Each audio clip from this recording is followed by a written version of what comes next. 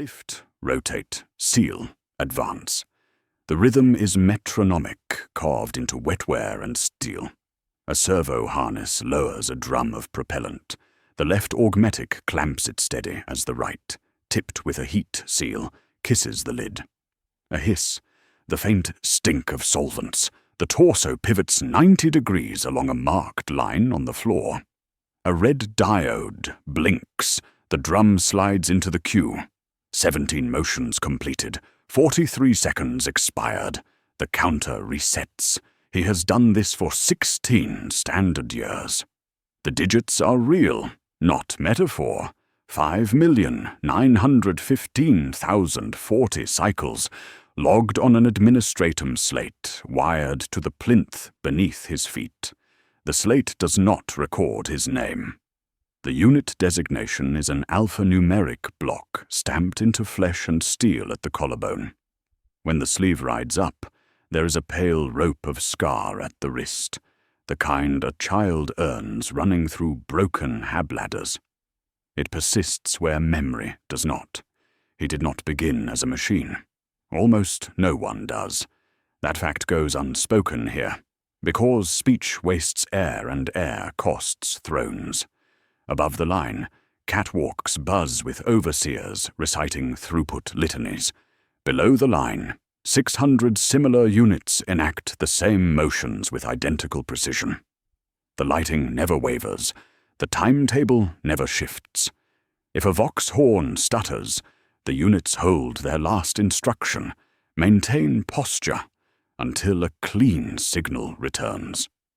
This single servitor represents one unit among billions scattered across the Imperium's industrial infrastructure. In the factorums of Armageddon, similar figures tend ammunition presses through bombardments. Deep beneath Terra's surface, maintenance servitors crawl through radioactive conduits, where unaugmented flesh would dissolve within minutes. On forge worlds throughout the galaxy, processing units sort through data streams that would drive organic minds to madness within hours. The Imperium calls this mercy. The ecclesiarchy teaches that servitorization represents divine compassion, transforming the criminal, the heretical, and the broken into useful servants of the Emperor's will. Their flesh is elevated through sacred augmentation. Their souls are purified through mindless service. Pain is purged, purpose remains, as the litany of severance proclaims during each conversion ceremony. Yet mercy, in this context, operates as labor by other means. The theological justification masks an industrial process that converts human suffering into economic efficiency. Each servitor represents a solved problem in the Imperium's perpetual resource crisis. No wages to pay, no safety protocols to maintain, no rest cycles to accommodate. Complete obedience purchased through systematic destruction of everything that once made these figures human. Bolted to the plinth is a tag of stamped brass, lettering in cramped high Gothic, palliative severance protocol, subclassification, industrial support, budget code, PSP-Sigma/404. The tag lists replacement parts entitlements, projected depreciation, and the unit's tithe value against hive-wide quotas. Palliative is a word used for pain you cannot cure. Severance is a word used for heads and pay. Protocol convinces people that rules will save them.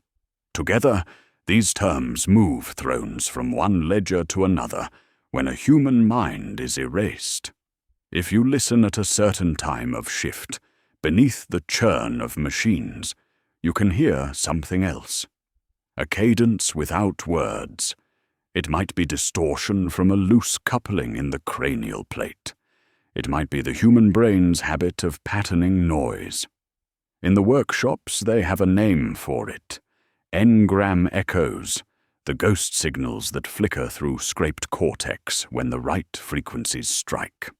Tech adepts argue whether the phenomenon exists, Overseers learn to pretend they did not notice.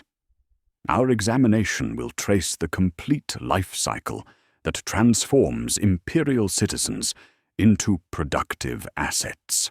We will follow the bureaucratic machinery that identifies candidates for this particular form of salvation. We will observe the conversion procedures that strip away consciousness while preserving motor function. We will document the operational reality of existence without hope, recognition, or rest. 16 years exceeds the projected service life of this model. The reason is mundane: parts shortages. A ship went missing. A war consumed the augmetic limbs intended for this hive. To compensate, Administratum adjusted quotas and extended warrants. Next to PSP Sigma/404, someone has added a scratch entry in neat handwriting with expensive ink. The signature will matter when blame is assigned for a fire that has not yet happened. Far away, a governor's advisor will brief a delegation on mercy conversions. He will call them a restorative practice, a humane alternative to execution. The figures he cites will be accurate within 3 decimal points.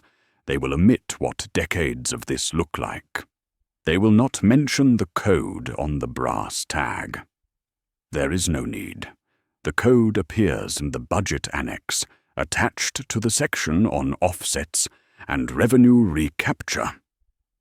A bell sounds to mark the change of overseer. Its tone is thin, metal on metal, swallowed by the factory's lung. Human workers straighten and shuffle toward dormitory blocks. The servitor's arm descends. The seal hisses. The drum slides into the queue. 17 motions are complete. The count resets. The mercy that was promised continues to look like this, and we will have to ask what creed made it so, and whose ledger fattens when the word is invoked. The brass tag beneath the servitor's feet is not an anomaly, but a sacrament written in numbers. Palliative severance. Protocol transforms theological doctrine into budget line items, and to understand how 17 motions become 16 years of labor, we must examine the sacred architecture that makes lobotomy into mercy. The Imperial Creed teaches that servitorization represents the Emperor's compassion, made manifest through systematic purification. Cardinal Voss the Penitent, whose treatises anchor modern doctrine, argued that consciousness itself corrupts the soul through pride, fear, and selfish desire. The criminal mind that chose heresy over faith, the broken spirit that succumbed to despair, the weak flesh that failed its duty. These conditions poison the Emperor's gift of life. Servitorization purges these toxins while preserving the flesh as a vessel for sacred purpose. The converted serve without ego, labor without complaint, and die without regret. Pain is purged, purpose remains, as the litany of severance proclaims. The logic is beautifully circular and unassailable within its own framework. The Emperor is merciful. To serve him without distraction is the purest state. Therefore, to remove distraction is an act of mercy. When a tribunal downgrades a person to an asset, the priest who signs the blessing does so with an untroubled hand. He declares that pain has been cured by removing the part that could feel it. His stipend increases when the parish meets its redemption tally. Across the theological aisle, the Adeptus Mechanicus frames the same act as technical optimization. Tec Dominus Crath of Forge World. Lucius wrote that flesh becomes holy when augmented with sacred steel, when organic weakness yields to mechanical perfection. The servitor represents optimal fusion, human dexterity guided by machine precision, organic adaptability channeled through digital control. Consciousness is not purged, but perfected, reduced to essential function, while the dross of personality burns away. A red-robed Magos lectures novitiates that severance is not destruction, but calibration. The cortex scrub is described in abstract terms: pulses and solvents, saturations and thresholds. The words person and memory do not appear in the lecture notes, replaced by substrate and residual interference. Between priest and tech priest sits the administratum, whose job is turning both creeds into schedules. The creed becomes column headings: category of mercy, class of convert, expected yield, replacement rate. The bureaucratic machinery channels humans toward conversion through 17 distinct classifications, each carrying specific processing requirements and resource allocations. Heretics of the first degree face immediate conversion after trial. Recidivists who commit 3 or more infractions against imperial law qualify for merciful rehabilitation. The mentally unsound who cannot contribute through normal labor receive redemptive augmentation. Industrial accidents that leave workers partially disabled trigger compassionate reconstruction protocols. These categories appear reasonable until examined against actual case files. The contradiction enters at the edges and fills the hole. A dock worker on Cadia Secundus received heretical classification for questioning why grain shipments departed while children starved in the lower Habs. His crime: undermining morale through seditious speculation. A Hab worker who falsified a ration chit to feed a sibling becomes data subversion, category theta. A debtor who misses 3 payments after a flood becomes oath breach labor non-compliant. A scribe on Vostroya earned recidivist status through 3 separate incidents of tardiness to morning prayer, arriving between 6 and 12 minutes late on consecutive days. A factory supervisor suffered traumatic brain injury when a crane cable snapped rather than pension or medical care. He received merciful reconstruction that preserved motor functions while erasing the personality that once managed 47 workers. The theological framework provides moral cover for what economic necessity demands. Each hive maintains conversion quotas established by the Departamento Munitorum, based on industrial requirements and available candidates. Armageddon's factorums require 12,000 new servitors annually to replace units destroyed by combat, wear, and deliberate obsolescence. Cadia's fortress networks consume 8,500 maintenance servitors each year through radiation exposure and tunnel collapses. Terror itself processes 50,000 candidates monthly to staff the endless bureaucratic machinery governing 1 million worlds. These numbers create pressure flowing downward through every level of imperial administration. Magistrates who fail to meet quotas face audit and potential demotion. Arbitrators receive performance evaluations based partly on case resolution rates. Ecclesiarchy confessors earn advancement through successful identification of heretical tendencies requiring correction. The system rewards those who find reasons for conversion and punishes those who show excessive mercy of the conventional kind.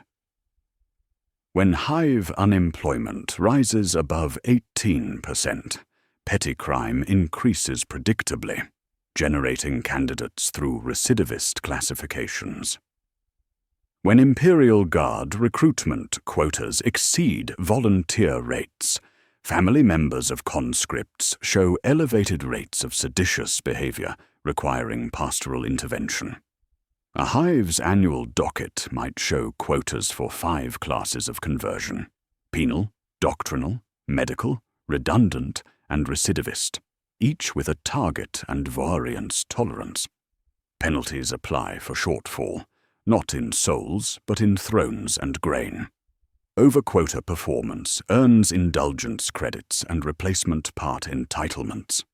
The system is not coy about incentives. When faith meets famine, numbers win. Feast days for saints of labor coincide with quarterly conversion drives. Pulpits preach the story of the penitent heretic who found peace in service, right as Manufactorum 16 reports a parts backlog and petitions for headcount. What emerges is a system that feeds on its own dysfunction. Social problems generate the human material needed to address industrial shortfalls. Harsh conditions create the desperation that leads to crimes that justify conversion. The mercy promised in cathedral sermons becomes the mechanism ensuring steady supply for Forge World production lines. Water follows the path of least resistance, and so does institutional compassion. It flows toward those least able to resist, the poor, the desperate, the isolated, the already broken. The noble intentions proclaimed from pulpits must eventually translate into specific procedures performed in specific chambers. A warrant of mercy, stamped with the local bishopric's sigil, assigns spiritual custody of the condemned. An augmetic accession order assigns their bodies to a forge contract. A palliative severance protocol entry opens a budget line, linking this one human to a stream of replacements and depreciation schedules. The three papers meet at a desk and fuse into a single reality. A scribe initials the corner, and in that neat curl of ink, a person becomes supply.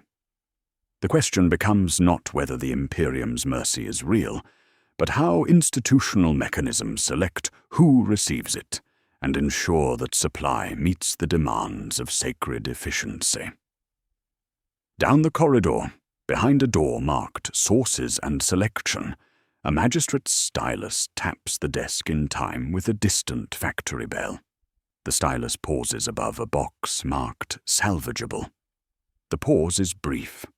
The supply must not falter. The magistrate's stylus completes its arc, and a name becomes a number. The transformation requires only ink and pressure against parchment, but the machinery that feeds this moment spans 3 imperial departments and operates with the methodical precision of a Forge World assembly line. Each signature represents the convergence of crime classification, theological judgment, and medical assessment, 3 streams that flow toward a single destination where human suffering becomes industrial efficiency. The Arbeits precinct operates the primary intake channel. Arbitrator Marshal Caney maintains files for 47 million souls packed into Hive Tertius, and her jurisdiction processes crime through economic as well as legal frameworks. The codebook contains thousands of infractions, each carrying what departmental manuals term a salvageability index, a numerical rating that weighs criminal behavior against conversion utility. Theft of imperial property merits 6 months penal labor or equivalent fine under normal circumstances, but normal circumstances are a luxury the Imperium cannot afford when Manufactorum 16 submits requisitions for 240 replacement servitors to address tunnel collapse losses. Jorik Vess earned his file through theft of protein bars, valued at 3 thrones and 14 copper bits. His daughter had not eaten in 4 days. His work record showed no prior infractions, and his medical scan revealed robust cardiovascular function with suitable augmetic mounting points at shoulders and skull. These factors elevate his conversion value from standard rate to premium classification. The stylus moves to a different box. Theft of imperial property. aggravated by violation of trust, recommended for merciful rehabilitation through sacred service. The transformation costs nothing, but changes everything. Parallel channels process doctrinal infractions through ecclesiarchy tribunals. Cardinal Vex maintains 12 confessors who weigh souls against industrial requirements in chambers that smell of incense and machine oil. Martyr Kess faces judgment for asking why the Emperor permits children to starve while grain ships depart for distant worlds. Her exact words, recorded by a scribe trained in stenography. If he loves us, why does he let the little ones cry? The theological implications are clear, and the tribunal's response follows established protocols. Her psychological evaluation shows elevated empathy markers, which correlate with resistance to neural conditioning, but do not disqualify her for merciful rehabilitation. The third channel handles medical salvage through munitorum boards that determine utility for imperial assets whose organic functions have been compromised. Chief Medicae Vaughan processes cases involving industrial accidents, combat injuries, and conditions that reduce productivity. A worker crushed by falling machinery might retain useful motor functions despite traumatic brain injury. A veteran blinded by shrapnel could serve effectively in audio processing roles. The board's mandate covers extraction of value from damaged goods, and their determinations flow directly into conversion quotas. Economic incentives bind these channels together through a bounty system that transforms mercy into profit. Forge World Metallica pays 45 thrones per suitable candidate delivered to conversion facilities, with payment structures that reward quality over quantity. Full bounty applies to candidates with intact motor functions and minimal cranial damage. Reduced rates compensate for subjects requiring extensive reconstruction. The Arbeits precinct receives percentage cuts to fund equipment upgrades, while individual arbitrators earn performance credits based on successful case resolution that meets sector quotas. When supply fails to match demand, pressure flows downward through every level of imperial administration. The grey ledgers record what the faithful will not say aloud. These unofficial documents track the transformation of names into allocations, bypassing public records of crime and punishment to focus on industrial utility. Jorik Vess becomes Unit 7741-Sigma, classified as heavy lift frame with high load tolerance. Ocular upgrade unnecessary. Martyr Kess transforms into Unit 7742-Sigma, designated for textile operations, with enhanced scrubbing recommended to address empathy markers. A middle-aged clerk with steady hands and a damaged hip becomes Scribe Unit, stationary placement, replacement limb optional. The ledgers match municipal quotas to manufacturum orders and calculate the arithmetic of flesh. How many bodies make the machines run? Hidden quotas drive selection beyond any relationship to actual crime rates. Each hive maintains conversion targets established by the Departamento Munitorum, based on industrial requirements and available candidates. When monthly intake falls short by 37 candidates, definitions expand without formal legal changes. Vagrancy becomes oath breach when quotas lean. Petty theft becomes supply chain sabotage if the victim serves imperial industry. Seditious language stretches to include questions that cause foremen to frown. The precinct's cogitator highlights candidates suitable for expedited processing, and the percentage flagged varies mysteriously with reported manufactorum shortfalls. Resistance manifests as a known variable with documented statistics. Intake officers administer compliance drafts as soon as tribunal stamps dry, using chemical cocktails that dull fear and disrupt short-term memory encoding without providing actual anesthesia. 8 in 10 candidates walk calmly through the next door. 2 in 10 do not. Of those who resist, half attempt flight during transfer and learn the speed of shock lashes. 1 in 20 causes real harm before being brought down, a statistic that justifies heavier restraints and requests for additional enforcement personnel.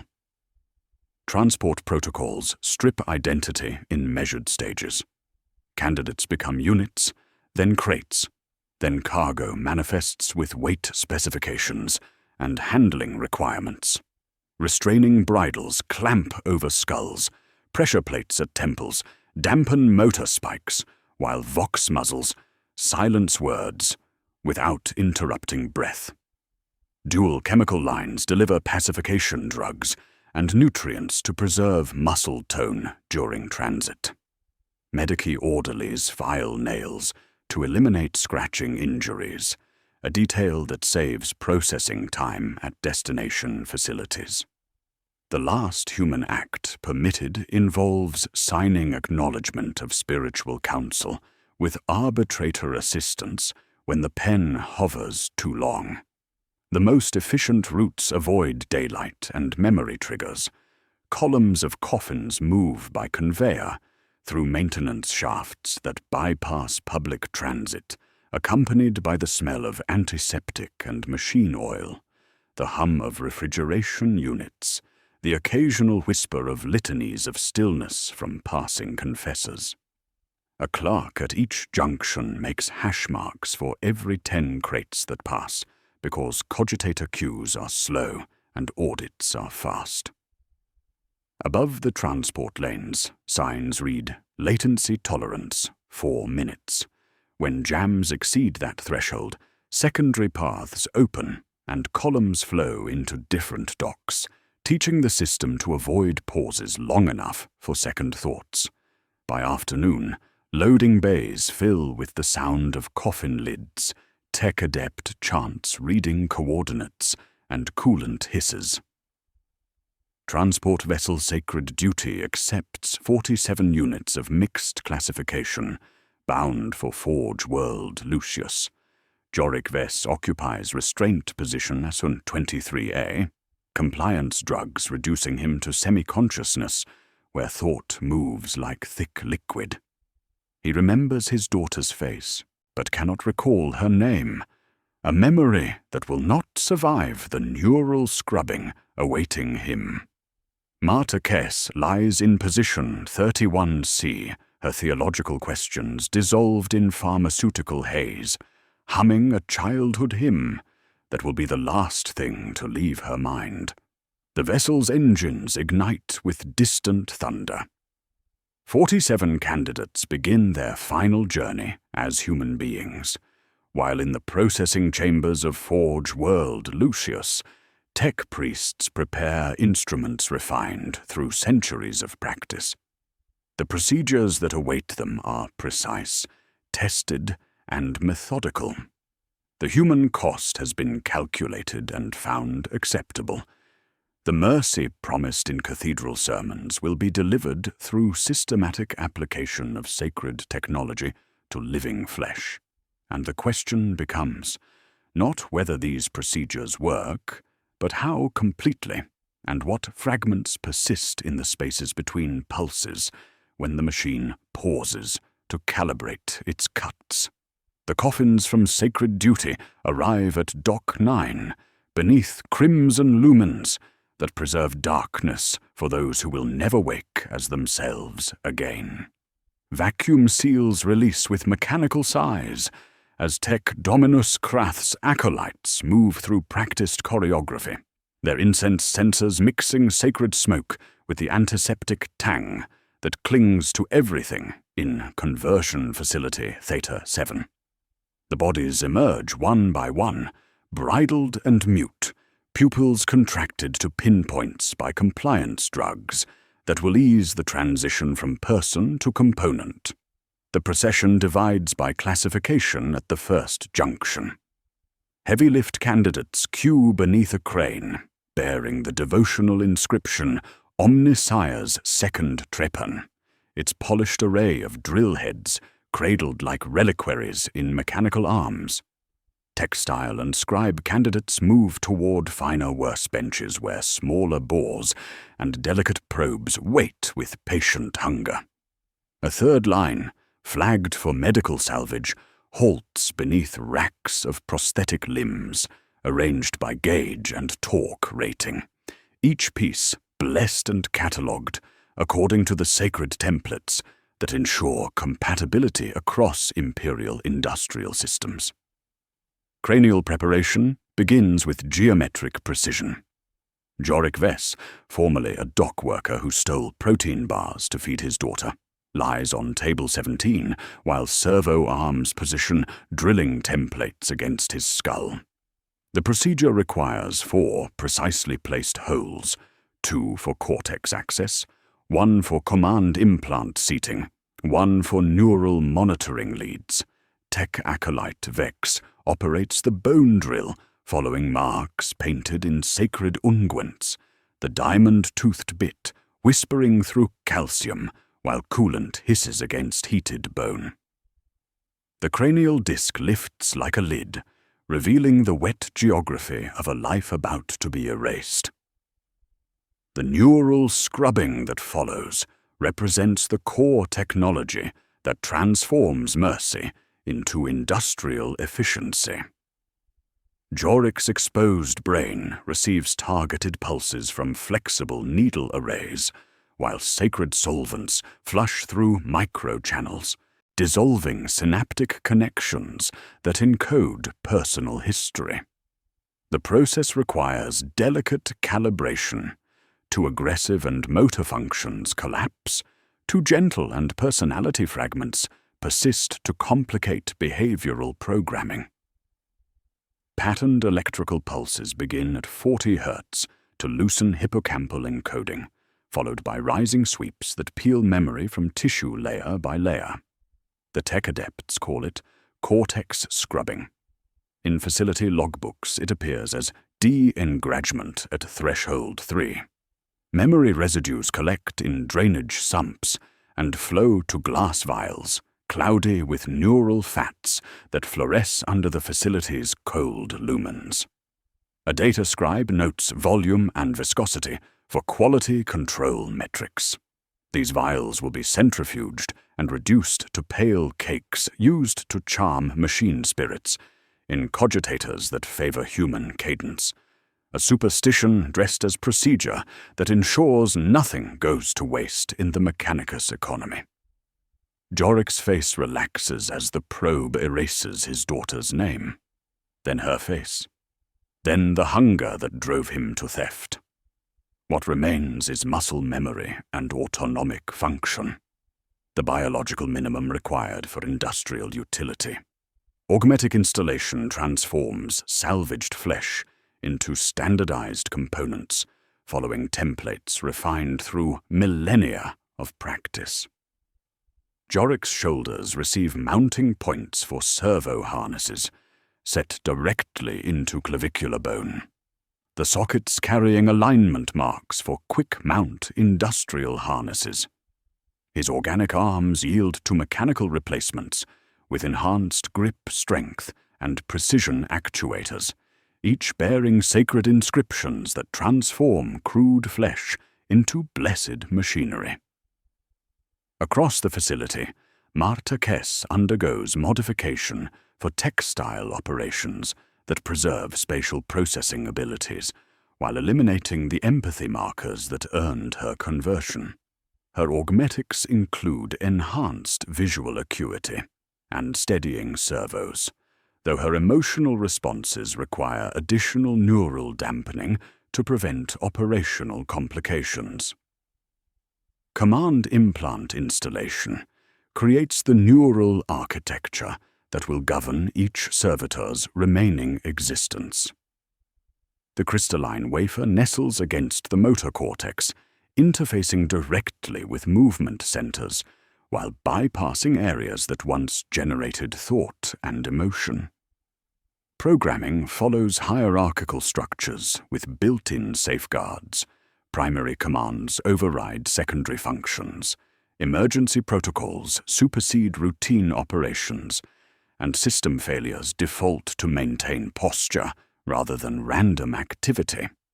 The implants receive signals through shared bandwidth networks that coordinate multiple units, though acceptable latency delays of up to 2.3 seconds create brief windows where default behaviors govern actions, a technical limitation that will prove significant when systems strain beyond design parameters.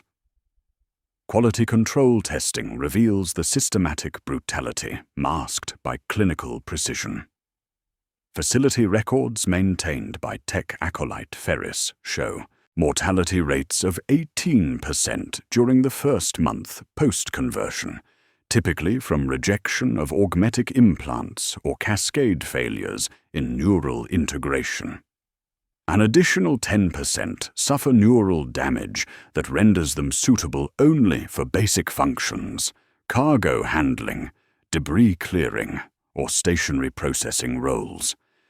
These statistics represent acceptable losses within Mechanicus operational parameters factored into requisition orders and replacement schedules that treat human death as a calculated variable in industrial equations. The assembly line produces servitors in distinct classifications based on the quota requirements established in previous chapters. Heavy lift units receive reinforced spinal columns rated for industrial loads. Scribe servitors retain fine motor control while losing all capacity for creative thought or independent analysis. Combat servitors undergo additional modifications, including pain suppressors and loyalty conditioning. Each classification feeds specific industrial demands, their production numbers tied directly to the economic pressures that drive the selection process, from hive to forge world. Tech acolyte Ferris completes final inspections with practiced efficiency, checking neural baselines and testing command responses through standardized protocols. He declares the subjects empty to no one in particular, because it helps to say it, because he has not yet learned not to notice things that are not supposed to happen. Yet during routine monitoring of Unit 7741-Sigma, formerly Joric Vess, anomalies surface that complicate this assessment. The unit responds to basic commands with mechanical precision, but occasionally hums a melody that technical scans cannot source, a rising third, then a fall, like a childhood hymn, bleeding through neural static. Similar fragments manifest across conversion cohorts with disturbing regularity. A former scribe taps rhythms that match no known imperial codes. A converted dock worker moves his hands in patterns that suggest muscle memory of tasks no longer recorded in neural pathways. Ferris adjusts the gain down until the melody disappears, filing reports that classify such incidents as residual motor noise rather than consciousness persistence. The official explanation satisfies audit requirements while avoiding theological complications that might slow production schedules, but private notes in his personal journal suggest different concerns about what survives the scraping process. Cooling bays house completed units during final calibration phases, their bodies suspended in nutrient solutions that promote augmetic integration while neural dampeners prevent dream states or spontaneous activity. Rows of servitors hang in perfect stillness, their faces bearing the peaceful expressions of those who no longer carry the burden of thought or memory. Sacred incense masks the smell of preservative chemicals, while recorded litanies play at frequencies designed to reinforce behavioral conditioning. The bays represent the mercy promised in cathedral sermons, suffering ended through systematic removal of everything capable of experiencing pain. Above the cooling chambers, command net meters tick steadily within acceptable parameters. The hierarchy holds. Bandwidth flows smoothly to hundreds of units awaiting deployment. Safety protocols written in red ink assume that signals will reach their destinations, that latency will remain within tolerances, that default behaviors will activate only during brief interruptions. The assumptions work effectively during routine operations, but edge cases lurk in the spaces between commands, moments when shared bandwidth chokes, when storms throw interference through shielding, when the machine pauses between instructions and something unauthorized moves in the silence. The doors at the corridor's end sigh open as handlers arrive with transport harnesses and deployment orders. The cooling solution ripples as plinths lower their human cargo toward a future of 17 motions repeated until mechanical failure claims them. Unit 7741-Sigma breathes in measured rhythm, chest rising and falling without interest, while Unit 7742-Sigma's lips move slightly around a melody that has no words and triggers no recognition responses, yet persists through multiple neural flushes like water finding cracks in stone. The procedures worked with their usual efficiency. They always do. The question that will matter in the coming chapters is not whether consciousness disappears, but whether the fragments that survive find other pathways through the machinery of control, and what happens when the red ink assumptions meet conditions their authors never imagined. Tomorrow, these assets will join billions of others in manufactorums, where the mercy doctrine becomes daily reality, where signal interruptions are not theoretical problems, but operational hazards, and where the melody hummed by Unit 7741-Sigma might find harmonies in voices that were never supposed to remember how to sing. The cooling chambers drain with mechanical precision, leaving fresh servitors glistening under crimson lumens as their transformation enters its final phase. Unit 7741-Sigma responds to vertical positioning with steady breathing and vacant eyes, while nutrient lines withdraw from augmetic ports with soft clicks. The melody that troubled tech acolyte Ferris has gone silent, suppressed by pharmaceutical protocols that flood neural pathways with compounds designed to prevent memory fragment consolidation. Yet suppression is not erasure, and the distinction will matter when these assets face the operational stresses that await them in Imperial service. Hypnodoctrination begins immediately through sequences that embed functional responses directly into motor cortex pathways, bypassing conscious learning entirely. Unit 7741-Sigma receives programming for 17 specific motions required in propellant drum handling, each movement broken into component actions and reinforced through repetitive neural stimulation. Rows of open eyes fix on lumen grids that strobe at patterns keyed to command implant timing, while voxcasters whisper, the litany of severance in endless loop. Pain is purged, purpose remains, the flesh serves, the mind rests, the Emperor's work continues. Each clause pairs with stimuli, low tones synchronized to breath, soft currents pairing with the word purpose, sharper stings when syllables stray, teaching the body that wandering costs. Pain compliance circuits form the enforcement mechanism that ensures absolute obedience without requiring conscious fear. Microfilaments wrapped around the spinal cord deliver measured corrections whenever motor output diverges from instruction. 10 milliamps for a slouch, 30 when a hand hesitates, 50 when a limb begins unauthorized motion. Above these thresholds, seizure. The calibration is precise enough to train posture while creating immediate behavioral correction without permanent tissue damage. Unit 7742-Sigma receives threshold mapping that establishes optimal correction levels, the process recorded in clinical notes describing human suffering in terms of voltage and amperage. The point is not punishment, but alignment, teaching that the shortest distance between the present and the absence of pain is obedience at speed. Social response suppression eliminates the psychological mechanisms that once connected these figures to other human beings.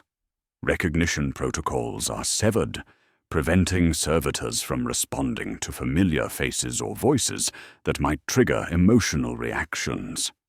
Mirror neuron clusters receive targeted dampening pulses, while Vox feeds blank chant of factory ambience, crowd noise stripped of conversation, footsteps without owners. Faces appear on lumen panels with eyes obscured or mouths blurred, training perceptual systems to ignore the human. Communication abilities are restricted to essential operational signals, while empathy circuits receive chemical dampening that blocks sympathetic responses to witnessed pain or distress. Memory echoes require ongoing pharmaceutical management through what facility logs term PSP quietus, a cocktail combining amnestic agents with NMDA antagonists and sleep cycle disruptors, administered through subdermal reservoirs. The goal is interruption rather than slumber.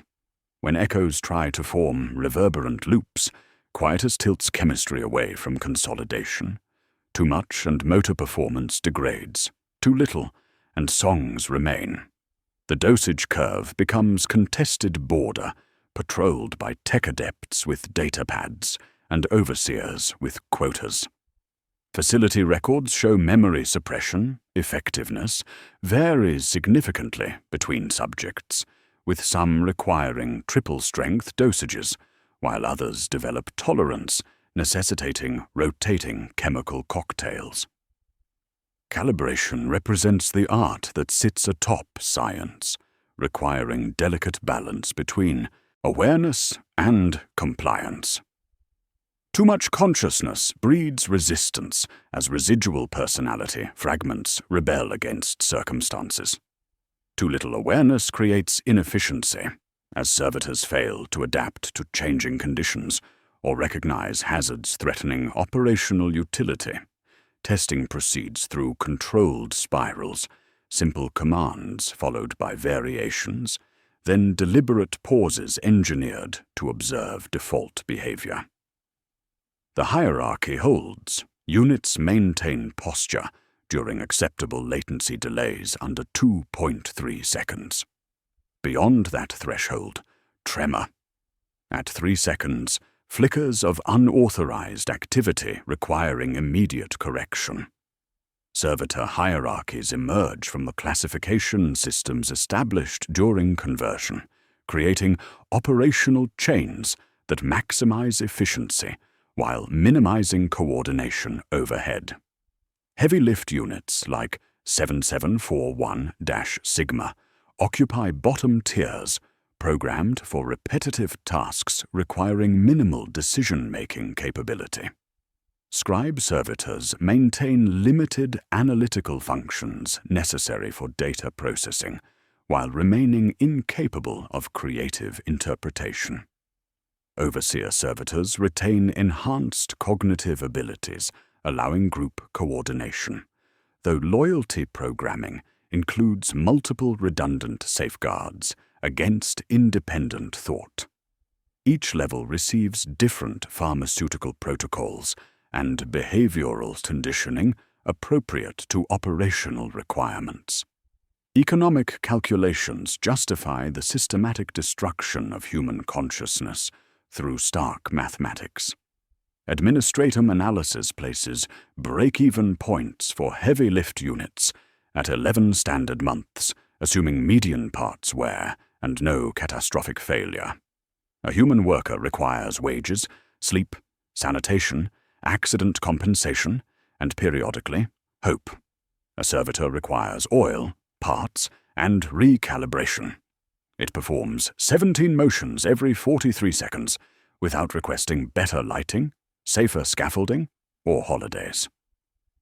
Given choices between building safer gantries and tightening pain circuits by 5 milliamps, auditors prefer current. Servitor labor costs 43% less than human workers when calculated over projected service life, even accounting for conversion expenses and replacement rates. Testing phases demonstrate additional advantages that justify conversion costs despite maintenance overhead. Units perform tasks for 16 consecutive hours without fatigue, rest breaks, or performance degradation. Compliance is absolute. Commands execute immediately without question, hesitation, or creative interpretation that might improve efficiency but complicate standardization. They work in environments killing unaugmented humans within minutes, requiring only appropriate augmetic modifications. Accident rates drop dramatically because servitors follow safety protocols without corner-cutting or risk-taking, characterizing human behavior under pressure. Competency trials certify readiness through battery simulations, testing task competency, command obedience, and environmental stress resilience. Units line up under green lumens, performing sequences, while Tech Acolyte Ferris marks scores determining deployment. 7741-Sigma moves with clean efficiency, the hummed phrase surfacing only when Q delays force gaps. 7,742 Sigma threads, spans, and knots at 54 repetitions per minute without error. Mouth a silent line. Fault lights ping red over frames, freezing when handlers drop tools. Proximity sensors misinterpreting clatter as commands, until noise gates receive adjustment. Final conditioning includes loyalty programming, preventing servitors from harming Imperial personnel or equipment under any circumstances, creating absolute submission to authority, while maintaining operational flexibility.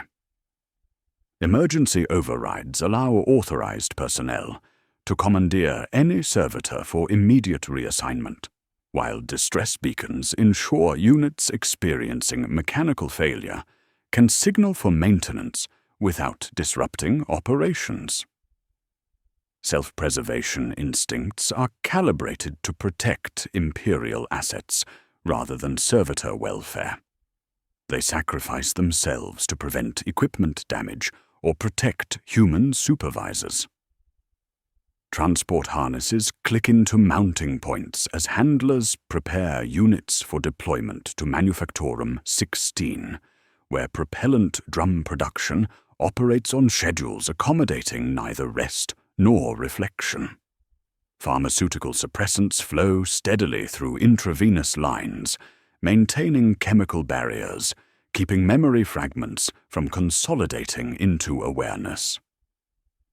Yet the melody persists beneath pharmaceutical haze, not as conscious memory, but as neural pattern resisting complete erasure, a rising third that will surface when systems strain beyond design parameters. Doors open toward loading bays, where transport vessels wait to carry fresh assets to permanent assignments across hive industrial sectors. The corridor leads downward and outward to manufactorums, where command beacons hum under floors and air tastes of oil. Above the transport lanes, signs read, "Latency tolerance, 4 minutes," a technical specification that will prove significant when shared bandwidth chokes and default behaviors activate in spaces between commands. The worker waiting is inhuman by design, yet perfectly suited to human-shaped machines, and those who stand above them will learn what it means to live beside bodies that move without minds, where the mercy promised in cathedral sermons becomes operational reality measured in 17 motions, repeated until mechanical failure claims them. The transport vessels discharge their human cargo into the mechanical thunder of Manufactorum 16, where Unit 7741-Sigma begins its existence as a component in the Imperium's vast industrial machinery. The assignment parameters load directly into command implants as handlers guide fresh assets to their stations. 17 motions every 43 seconds, 16 hours per shift, indefinitely. The melody that surfaced during conversion has been chemically suppressed by pharmaceutical protocols, reduced to neural static that monitoring systems classify as acceptable background noise. Around him, 600 similar units enact identical routines with mechanical precision, while human overseers monitor throughput from elevated catwalks, where the air tastes of ozone and recycled sweat. This rhythm repeats across the Imperium in variations dictated by necessity and environment. In the sewage lungs of the underhive, maintenance servitors crawl through ducts where air curdles and metal blooms with fungus. Their optics burn steady red in darkness no human is allowed to enter, augmetic limbs sealed against corrosive atmospheres that would dissolve unaugmented flesh within minutes. They wrench open valves fused by centuries of neglect and weld over fractures that spit vapor hot enough to flense skin from bone. When a limb seizes in acidic sump, the others keep moving until the unit separates at the joint and drags itself forward without complaint. The loss registers as a maintenance request, nothing more. Their operational environment is so hostile that replacement costs less than protective equipment for human workers. On fortress walls and ash plains, combat servitors are winched into place like ammunition, chained to defensive positions where they will fire until their barrels melt.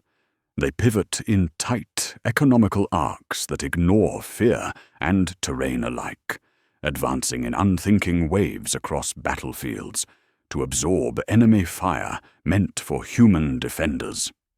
Their crude tactics exhaust opposing forces through sheer attrition, while loyalty programming prevents retreat even when positions become untenable. When the enemy retreats, they do not pursue unless commanded. When the enemy advances, they do not break unless dismantled.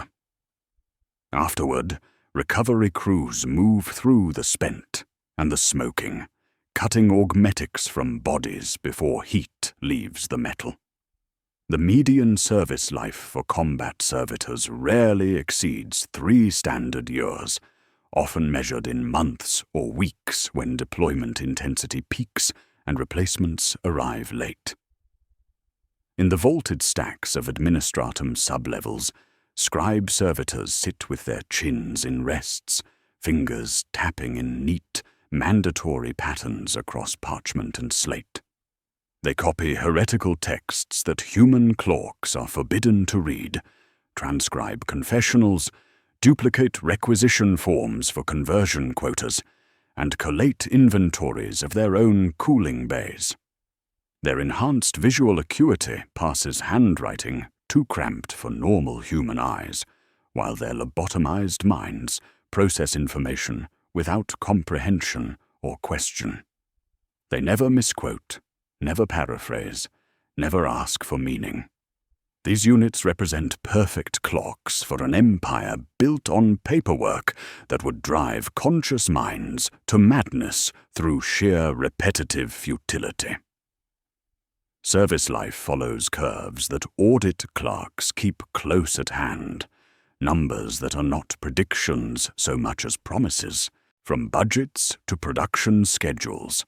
Heavy lift and maintenance units in industrial environments typically survive 5 to 7 standard years before augmetic failure or environmental damage necessitates replacement.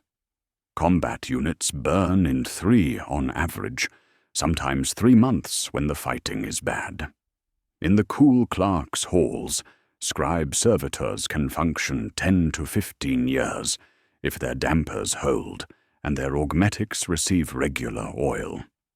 These operational parameters create predictable replacement demands that flow backward through the conversion apparatus, driving intake requirements that influence crime classification and tribunal decisions throughout the hive. Manufactorum 16 alone requires 240 replacement servitors annually to maintain production quotas. The economic calculations are stark, a servitor costing 43% less than human labor when calculated over projected service life, even accounting for conversion expenses and maintenance overhead. The humans who live among them adjust by unseeing, developing psychological mechanisms that allow normal citizens to function alongside walking evidence of systematic dehumanization. Overseers address units as equipment, complaining about grit in the seals, and lag at shift change as if weariness were a part to be replaced. Overseer Kane refers to them by unit designation and function, saying Heavy Lift 7 needs recalibration or Textile Unit 42 requires parts. This linguistic distancing creates comfortable separation from the reality that these figures once possessed names, families, and hopes before theological mercy transformed them into components. A foreman, needing to move his anger, wraps a baton across a servitor's shoulder to shave a second from emotion. Workers throw debris at maintenance units for entertainment, testing whether pain circuits still function or simply enjoying the spectacle of suffering without consequence. The servitors endure such treatment with vacant expressions, their social response suppression, preventing recognition of cruelty as anything requiring emotional reaction. Most interactions represent a kind of forgetting performed in plain sight, complete social invisibility, where humans learn not to see servitors as anything beyond animate tools. Conversations continue over servitor bodies as if they were furniture. Humans eat meals while servitors work nearby, never offering food or water because the psychological framework requires treating them as machines rather than beings capable of hunger or thirst.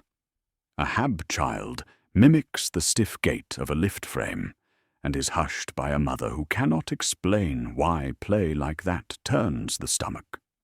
To see the person is to place yourself at risk. To say it aloud is worse. Around official schedules, informal economies grow like mold in damp corners. Parts scavenging becomes endemic as supply chains struggle to meet replacement demands, leading to unauthorized component harvesting. From decommissioned units, a finger plucker's booth might have half a dozen grips aligned like silver fish on a cloth, each reblessed just enough to pass inspection. A damaged lift unit yields finger actuators that, polished and sanctified, find their way into scribe servitors before morning shift begins. Tech adepts and underhive mechanics trade augmetics in exchanges that keep production lines operational, while maintaining audit trails clean enough to pass cursory review. Grey market repair crews wire in substitute pain limiters that sputter under load, but keep a unit on the line another week. Counterfeit components, improperly shielded, arc under stress and cook tissue. But they cost a quarter of official parts and arrive on schedule. A counterfeit optic will flicker at certain frequencies, and sometimes show ghosts where there are none, leading to jerks and hesitations that cost fractions of a second and draw correction shocks. Rogue mechanics operating in hive shadows offer illicit repairs using non-standard components, keeping units operational beyond calculated lifespans, while introducing unpredictable variables into their programming. Handlers, who must answer for metrics, invent what they call warmth protocols. Some are literal measures against cold starts: heat the oil before dawn, so pistons do not chatter; rub the joints with blessed grease, so first hour stutters smooth out. Others use cadence instead of voltage. Speak a designation before you trigger a mode change. Place a palm over the occipital plate when issuing a new sequence. Lower your voice when the line is surging. These practices shave 1% here, 1% there, showing small gains in metrics: 3% fewer correction shocks, 2% fewer dropped loads, fewer seizures from overcorrection. In the tally of thrones and throughput, such gains matter. Even with suppression and conditioning, small disobediences of the flesh persist. Unit 7741.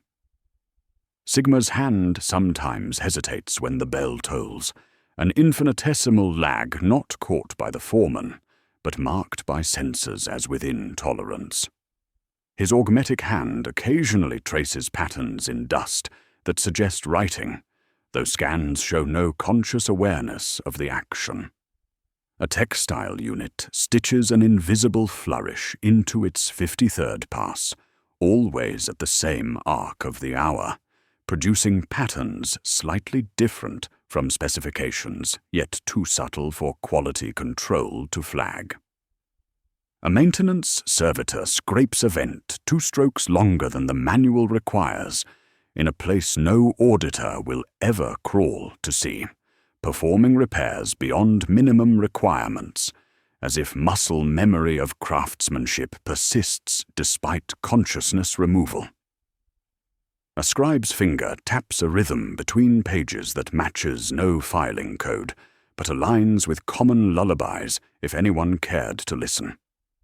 These are not acts of will, so much as currents left in the riverbed where consciousness once ran. The melody that troubled tech acolyte Ferris persists as neural, pattern beneath quietus suppression, surfacing briefly during command latencies longer than 2.3 seconds. When pharmaceutical shipments falter due to supply variances or environmental stress, the anomalies intensify. A maintenance unit hesitates at corridor junctions when children cry on lower catwalks. Combat servitors pause before firing on targets that pose no immediate threat, requiring override commands to complete engagement protocols. Each incident receives classification as residual motor noise rather than consciousness persistence, maintaining theological justifications while avoiding production delays. Maintaining 1.3 billion servitors across a single hive requires infrastructure as complex as any water system, creating vulnerabilities that cascade through imperial supply chains. Monthly consumption includes 20 million liters of lubricants, 30,000 tons of replacement parts, and continuous quietus refills on staggered schedules designed to prevent demand spikes. Command signals pulse through conduits beneath decking, and over gantries, trunks and branches mapped in lumen blue on the walls of control rooms that smell like dust and copper, Bandwidth allocation maps the city like plumbing infrastructure, main trunks feeding manufactorums, and administrative centers, smaller branches reaching maintenance corridors and processing pools. There is always bandwidth enough on paper. In practice, freighters in low orbit clog traffic, storms make the sky spark, and military priorities preempt civilian grids without warning. Command network monitoring reveals concerning trends when multiple servitors work in proximity. Synchronization emerges beyond programmed coordination as units begin moving in subtle rhythms, micro-expressions appearing simultaneously across groups, response delays clustering around specific time intervals. Individual anomalies might represent acceptable operational variance. But when hundreds of units display similar deviations simultaneously, questions arise about whether consciousness can propagate through shared bandwidth systems or emerge from collective unconscious processing.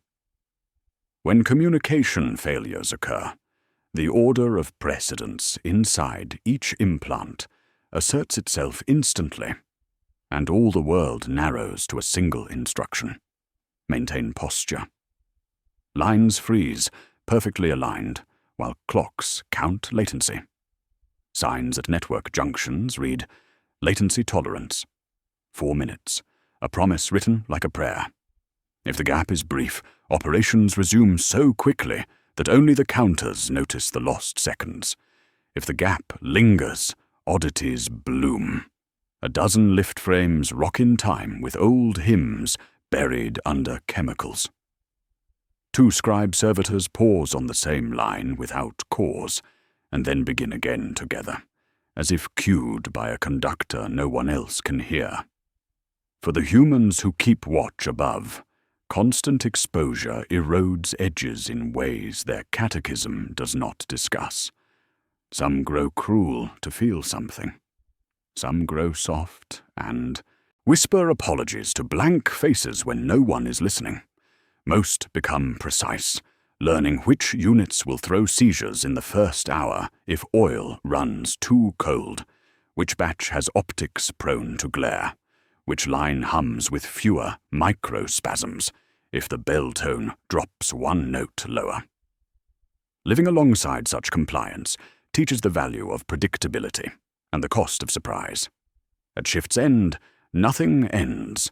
The line downgrades from speed to idle, hands by sides, backs straight, posture held until the next command. Service crews descend with courts and checklists, changing filters and topping quietus reservoirs on schedules that never quite match need.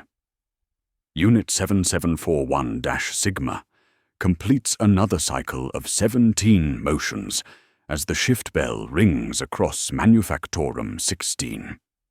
His augmetic hand steady on the seal, his expression vacant, yet something beneath quietus suppression stirs in response to familiar rhythms. Around him, 600 similar figures continue their work with mechanical precision, but subtle variations accumulate like static building toward discharge. Somewhere under the noise, the melody that is not allowed gathers itself again, an electrical habit looking for resonance. The melody that has no words shapes briefly in neural patterns too faint for monitoring systems to detect, yet strong enough to suggest that what was supposedly erased might only be sleeping, waiting for the right conditions to wake and remember what it means to be human. In another sector, an outage blooms like a bruise across the command net and travels outward along the branches, a warning disguised as a flicker. No one intends to find out what happens if the system asks these bodies to wait longer than they have ever had to wait together. But strain spreads in systems like water through hairline cracks, and when it finds the right seam, the empty will turn their faces in unison and hold still as commanded. And in the stillness, something that should not exist may find its voice and answer the question of whether servitor awareness can reach critical mass within facilities built on the premise that nothing human remains. The strain building through Imperial systems found its breaking point at Praetorian Gamma Manufactorum on the 14th day of Tertius, when routine maintenance converged with military necessity to create what official reports would classify as acceptable equipment failure under extraordinary operational stress. The facility housed 12,000 servitors across 17 production lines dedicated to munitions assembly, their combined output feeding 3 Imperial Guard regiments engaged in sector pacification operations. The numbers mattered because precision mattered, because when ammunition runs short, questions arise that threaten the comfortable distance between mercy and mathematics. At 0340 hours, Tech Acolyte Varn initiated electromagnetic purge protocols, flooding facility networks with patterned pulses designed to clear accumulated data, corruption from cogitator cores, and communication relays. The 40-minute ritual had been performed monthly for 7 years without incident, a scheduled cleansing that left systems refreshed and responsive. What Varn could not anticipate was the simultaneous arrival of 3 Imperial Guard transport vessels breaking atmosphere in close formation, their massive communication arrays demanding bandwidth allocation that would compress ground networks beyond design parameters. The pulse swept through infrastructure as transport vessels downloaded tactical updates, personnel manifests, and supply requisitions through orbital relays, feeding the same networks that carried servitor commands. Bandwidth compressions algorithms engaged automatically, prioritizing military traffic while civilian operations faced mounting delays. Command latencies rose quietly past 1.8 seconds, past the 2.3-second threshold that separated reliable operation from systematic failure, climbing toward numbers that existed only in worst-case projections filed away in technical manuals no one expected to consult. Across 17 production lines, 12,000 units received their final coherent instructions simultaneously at 0343 hours, then fell back to default behaviors as communication networks choked on military data streams. The hierarchy asserted itself exactly as programmed. Maintain posture. 6 lift frames locked with propellant drums suspended at chest height. A line of assembly servitors halted with components balanced between augmetic fingers, their bodies frozen in perfect formation, while automated systems continued operating around them. Conveyor belts carried materials past motionless hands. Robotic arms descended toward stations where no one waited to receive them. The first anomalies looked like obedience, which made them invisible until physics intervened. Pallet drones on overhead rails drifted because position corrections queued behind transport telemetry, and rails were honest mechanisms that moved when commanded and coasted when forgotten. One pallet carried plasma conduit assemblies along Bay 14's west wall, its trajectory calculated for a destination that no longer updated. The collision occurred at 0345 hours with grinding precision, a 1,000-kilogram assembly meeting an immovable support column and cracking containment housing that released superheated plasma into the facility's atmosphere, like liquid sunlight finding air. Emergency protocols should have activated immediately, but the same bandwidth congestion that created the crisis now prevented responses from reaching their destinations. Alarm signals queued behind transport data, while suppressant systems awaited confirmation codes that never arrived. Evacuation announcements played through speakers in empty corridors, while areas needing warning remained silent. The plasma fire spread along cable runs and through ventilation systems, following paths of least resistance through infrastructure never designed to contain temperatures that turned steel into suggestions and flesh into vapor. Heat imposed its own logic regardless of programming hierarchies. On Line 12, Unit 4471-Gamma continued its maintenance patrol as flames consumed the synthetic hair grafted to its scalp during conversion. The unit had been tasked with carrying replacement components between stations, and without contrary instructions, it maintained this function even as fire spread across its augmetic frame. Its hands, originally those of a factory supervisor, who had questioned grain shipment priorities during the famine of '97, began to char as it gripped a parts crate and walked steadily through corridors where the air itself burned. From damaged vocal cords came a sound that monitoring equipment classified as mechanical stress noise, but which bore unmistakable resemblance to a melody, 4 notes rising and falling in patterns that had no business existing in neural pathways scraped clean of memory.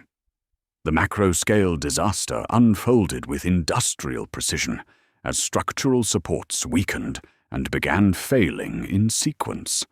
Gantries collapsed onto production lines, crushing servitors who maintained posture even as tons of metal descended upon them. Plasma fires reached chemical storage areas, creating secondary explosions that shattered reinforced windows and sent debris cascading through lower levels. Yet those servitors not directly affected continued their assigned functions, their programming unable to process contradictions between maintaining operations and avoiding destruction. A drum sealer completed its motion cycle, while flames consumed its lower limbs. A transport unit carried components toward a station that no longer existed, walking through fire because the floor markings remained visible, and no one had countermanded its route. In the facility's control center, Overseer Caney watched tactical displays paint catastrophic system failures, while her emergency commands remained trapped in communication queues. The mathematics were stark and immediate. 3 compartments could be sealed and vented, sacrificing 847 servitors to prevent fire from reaching the main ammunition storage, or risk total facility loss through explosion that would crater several city blocks and consume resources the Imperium could not spare. The calculation required no consultation with higher authority, because higher authority had written the protocols that made such decisions inevitable. Venting began at 0352 hours, with mechanical precision that matched the servitor's own programming. Blast doors sealed with finality, while atmospheric processors reversed function, drawing breathable air from sealed compartments and replacing it with inert gases that would starve flames of oxygen. The process took 4 minutes and 17 seconds, measured not in heartbeats but in the steady hiss of atmosphere being extracted from spaces where hundreds of figures stood in perfect formation, maintaining posture as commanded, even as their augmetic lungs found nothing to process. Through facility voxcasters, the litany of severance played on automatic rotation, sacred words mixing with escaping atmosphere and distant explosions. Pain is purged, purpose remains, the flesh serves, The mind rests. The Emperor's work continues. In sealed compartments, servitors maintained positions until consciousness fled, their bodies arranged in neat rows that would simplify recovery efforts. Some had been carrying components when doors sealed. Others stood at stations where they would never again perform their programmed motions. All died as they had existed since conversion, in perfect obedience to instructions that brooked no deviation. Unit 4471-Gamma was discovered in Corridor 9 after atmospheric restoration, still gripping its parts crate, with hands fused to metal by heat that had finally silenced the melody bleeding through its neural architecture. The maintenance servitor's final position suggested it had been walking toward Station 47 when the air turned to poison, continuing its assigned route because no command had arrived to alter course. Around it, dozens of similar figures stood or lay where they had fallen, their augmetic components cooling in the restored atmosphere, while emergency lighting cast shadows that made them look almost peaceful. Fires burned for 6 hours before suppressant systems received bandwidth necessary for coordinated response. When damage assessment teams entered affected areas, they found landscapes of twisted metal and carbonized flesh, arranged in patterns that testified to the servitors' final moments. Units caught mid-motion remained frozen in their last poses, arms extended toward tasks they would never complete. The official casualty count reached 1,247 servitor units destroyed, with an additional 3,891 requiring major repairs or component replacement. Production capacity dropped to 37% of normal output, creating ammunition shortages that would affect military operations throughout the sector.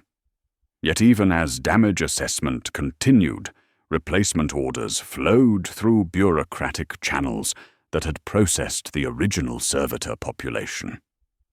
Transport vessels completed their data downloads and departed, their communication requirements no longer straining ground networks. Bandwidth returned to normal parameters, ready to carry commands to whatever servitors would eventually fill empty stations.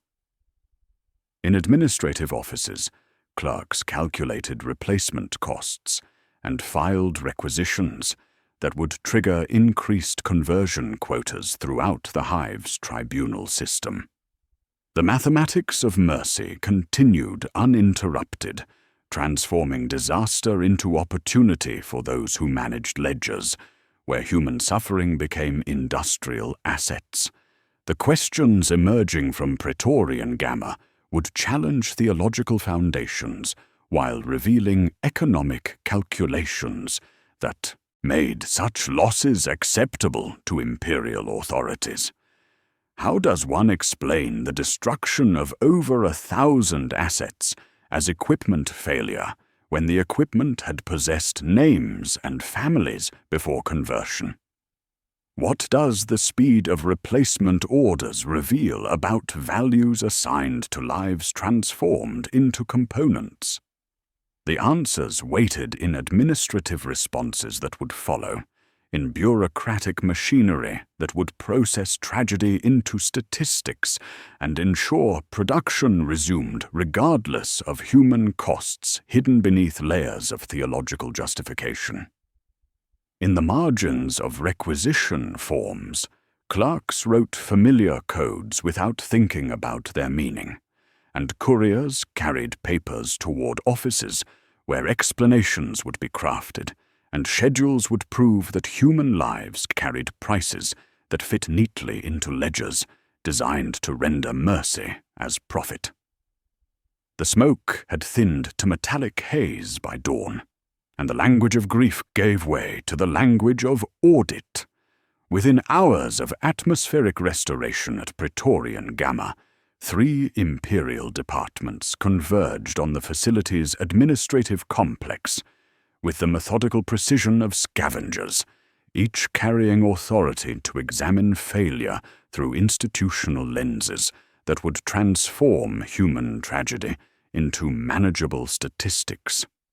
The inquiry that emerged represented not justice, but accounting, a systematic effort to assign costs and responsibilities while ensuring production resumed within acceptable timeframes. Tech Dominus Krath arrived first, his crimson robes trailing sacred oils and ozone as augmetic limbs clicked against polished floors. The Mechanicus investigation focused on technical specifications and operational parameters, seeking mechanical explanations for cascade failure under extraordinary load conditions. Administratum Assessor Vex entered with ledgers and calculating engines, her retinue of scribes compiling loss inventories and replacement schedules that would transform destroyed assets into numbers processable through budget reconciliation procedures. Arbitrator Marshal Caney represented legal authority, though her mandate covered procedural compliance rather than moral responsibility, examining whether emergency protocols had been followed and personnel had acted within established guidelines. The Tripartite Commission convened in Conference Chamber 7, where recycled air mixed with incense and machine oil created atmosphere appropriate for processing human suffering into administrative categories. Their unanimous conclusion, reached after 6 hours of deliberation, classified the incident as acceptable attrition under extraordinary operational stress. The servitors had performed exactly as programmed, maintaining positions and continuing functions until environmental conditions made survival impossible. No malfunction had occurred, no protocols had been violated, and no individual bore responsibility for losses that fell within acceptable parameters for industrial operations under emergency conditions. Financial penalties emerged not from moral outrage, but from production metrics that failed to meet contractual obligations. Manufactorum 16 faced fines totaling 47,000 thrones for ammunition delivery shortfalls, calculated at standard rates that treated delayed production as breach of imperial supply contracts. No penalties applied for the deaths themselves, because servitors represented capital assets whose loss generated tax write-offs rather than criminal liability. The distinction revealed the economic framework governing imperial mercy, where human lives carried value only as productive components whose destruction triggered replacement procedures rather than justice. Deep within audit documents, the palliative severance protocol surfaced with its full face revealed.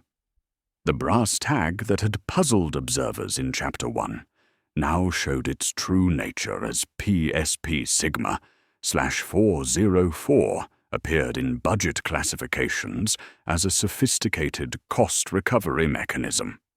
The protocol converted criminal punishment into capital asset acquisition, with specific accounting codes tracking revenue generation from mercy conversions.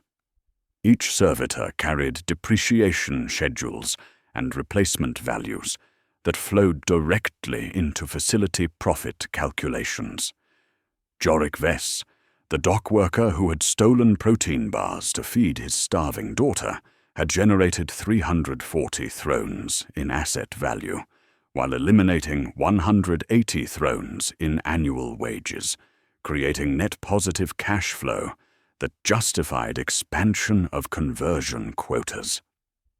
Mercy was literally an accounting category, a line item in vast administratum ledgers, where human suffering became industrial input.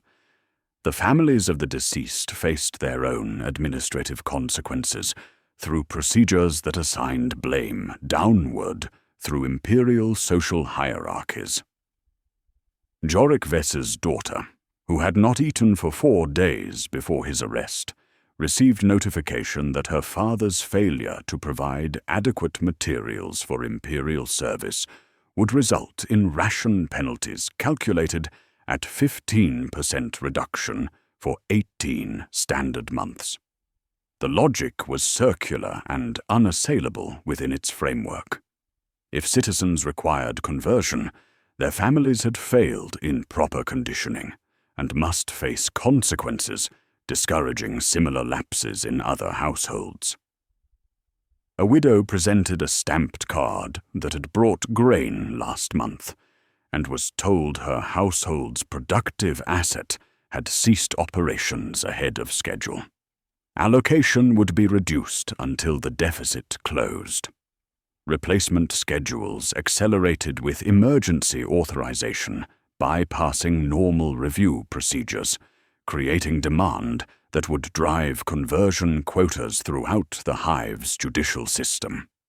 The disaster that had consumed over 1,000 servitors became justification for tripling penal intakes within 36 hours, creating supply chains, feeding replacement production lines with fresh candidates for merciful rehabilitation. Tribunal processing increased to 18 hours per day, while Arbeits patrols expanded into sectors previously considered low priority for law enforcement activities. Debt collectors received expanded authority to classify missed payments as oath breach violations, carrying conversion penalties. Vagrancy sweeps increased, while definitions expanded to include anyone unable to provide proof of current employment. Emergency recruitment drives launched simultaneously across administrative districts, targeting populations most vulnerable to economic pressure and legal entanglement. The speed revealed calculations assigning precise values to human lives transformed into industrial components. Administrative documents showed standard replacement costs of 45 thrones per servitor unit, including conversion expenses and initial augmetic installation. The mathematics were stark. A servitor provided 5.7 years average service, generating 89 thrones in labor value, while consuming 23 thrones in maintenance costs, creating profit margins that justified expansion of the Mercy program throughout imperial space. Recruitment posters appeared within hours of the inquiry's conclusion, their bright colors and inspiring slogans covering casualty notification boards where families had searched for news of converted relatives. The posters promised redemption through service and mercy through purpose, displaying images of peaceful servitors performing sacred labor, while golden halos suggested divine approval of their transformed state. Beneath fresh adhesive, fragments of older notices remained visible, names and numbers representing previous generations of mercy conversions.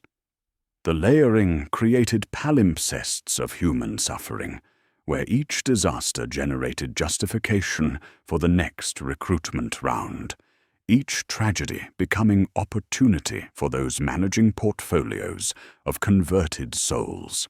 The bureaucratic cycle completed itself with mechanical precision, transforming catastrophe into profit, while ensuring steady supply of raw materials for the mercy industry, consuming imperial citizens and producing compliant assets.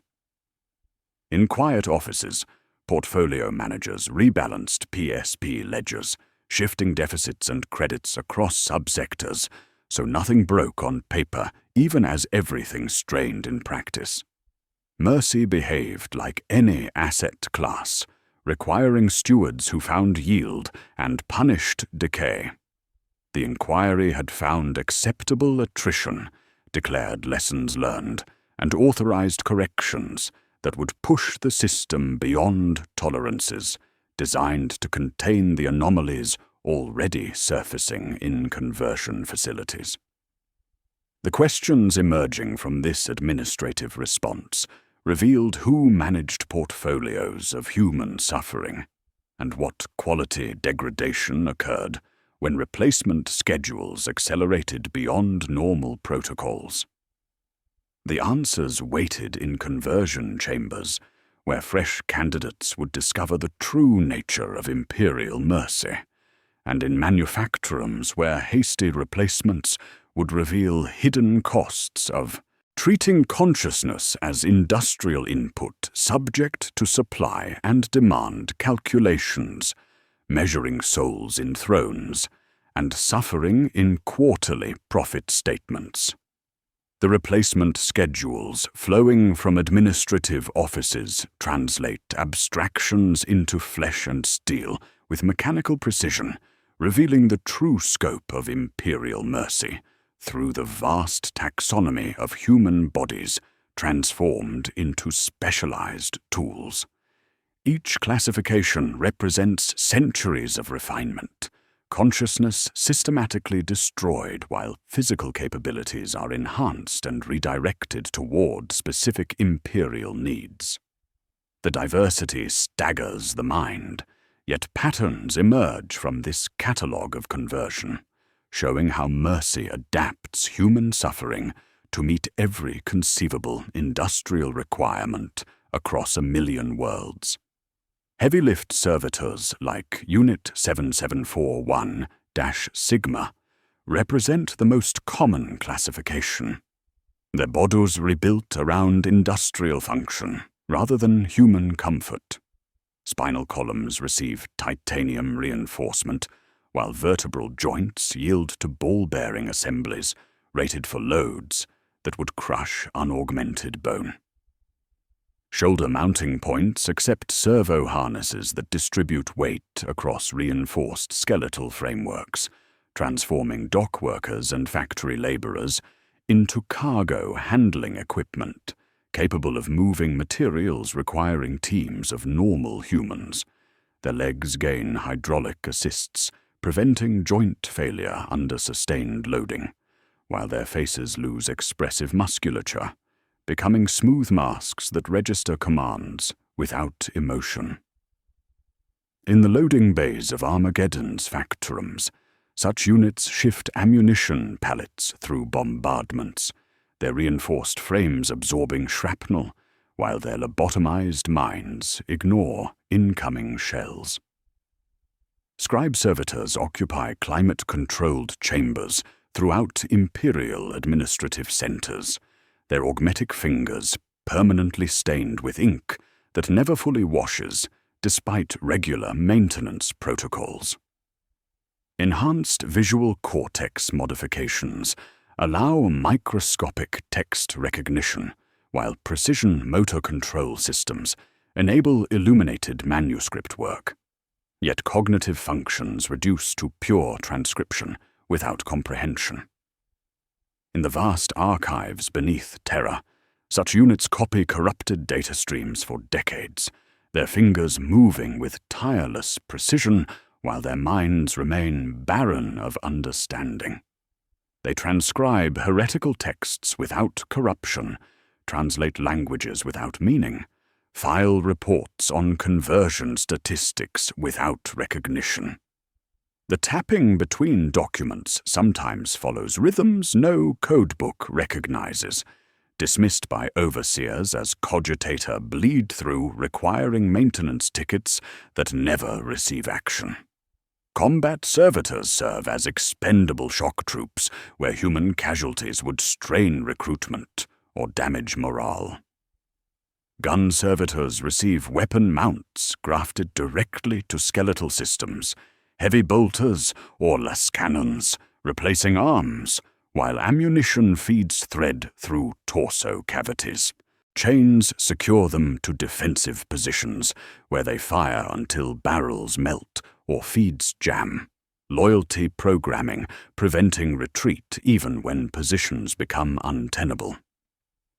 On fortress worlds throughout Cadia's outer system, such units man installations too dangerous for human defenders, their positions marked by accumulated brass from shells fired during months-long engagements without pause.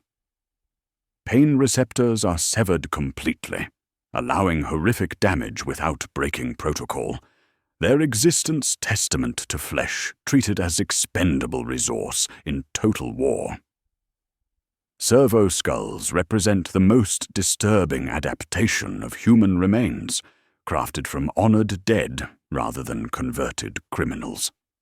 These floating units patrol cathedral naves and administrative corridors, their optical systems providing surveillance, while preserved neural tissue processes basic pattern recognition. Preparation preserves cranial bone, while replacing organic components with anti-grav generators and communication arrays, creating mobile sensors retaining enough human characteristics to unsettle observers. In great ecclesiarchy cathedrals, hundreds drift through incense-laden air, empty sockets glowing with machine spirit illumination, while jaw assemblies click in response to acoustic stimuli. The cannibalization economy sustaining this flesh catalog operates through networks spanning battlefield salvage crews to underhive parts dealers, creating secondary markets where human components flow between classifications based on availability and demand. When combat servitors fall, recovery teams harvest intact augmetics before heat leaves metal, sorting components by condition and compatibility for redistribution. A damaged lift unit yields finger actuators suitable for scribe work, while destroyed gun servitor targeting systems enhance maintenance unit precision. Sacred oils and ritual preparation mask industrial scavenging as religious observance, tech adepts performing blessing ceremonies over harvested parts while scribes maintain inventories, tracking components through multiple incarnations. Around official channels, informal networks develop like mold in damp corners, addressing practical challenges of maintaining billions of servitors across imperial space. Parts scavenging becomes endemic as supply chains struggle meeting replacement demands, leading to unauthorized component harvesting from decommissioned units. Grey market repair crews install substitute pain limiters that sputter under load but cost quarter price and arrive on schedule. Counterfeit components, improperly shielded, arc under stress and cook tissue, yet keep production lines operational when official parts lag behind demand. Rogue mechanics operating in hive shadows offer illicit repairs using non-standard components, extending operational lifespans while introducing unpredictable variables into programming. Handlers develop what they term warmth protocols, survival measures improving efficiency through environmental manipulation and human cadence. Some involve literal thermal management, heating oil before dawn shifts to prevent actuator chatter, rubbing joints with blessed grease so first-hour stutters smooth out. Others use timing instead of voltage, speaking designations before triggering mode changes, placing palms over occipital plates when issuing new sequences, lowering voices when production lines surge. These practices show small gains in metrics: 3% fewer correction shocks, 2% fewer dropped loads, fewer seizures from overcorrection. In tallies of thrones and throughput, such improvements matter. Processing centers maintain specialized production lines for each classification. Assembly procedures refined through centuries of practice, creating manufacturing efficiency that treats human transformation as industrial process, subject to quality control and throughput optimization. Maintenance servitors receive environmental sealing appropriate for toxic atmospheres. Administrative units gain enhanced cognitive functions for data processing. Combat classifications undergo additional conditioning, including pain suppressors and loyalty reinforcement. Servo-skull preparation requires delicate preservation techniques, maintaining cranial integrity during augmetic installation, each line operating with precision that eliminates consciousness while preserving useful capabilities. In the Chapel of Sacred Remembrance on Hive Tertius, where families light candles for the converted, dozens of servo-skulls drift through vaulted spaces, providing illumination and surveillance. Most bear anonymous polish of mass production, cranial modifications standardized, according to Mechanicus templates, eliminating individual characteristics. Yet one skull, hovering near the altar, carries distinctive scarring across temporal bone, a pale rope of tissue marking childhood accident running through broken habladders. The scar persists where memory does not, connecting this floating remnant to Unit 7741-Sigma, who performed 17 motions in Manufactorum 16 until Praetorian disaster created replacement demand.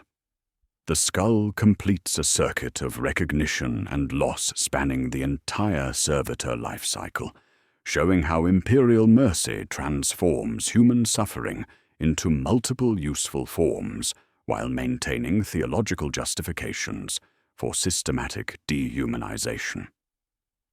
Despite mechanical precision of conversion processes, anomalies persist, suggesting incomplete erasure promised in theological doctrine.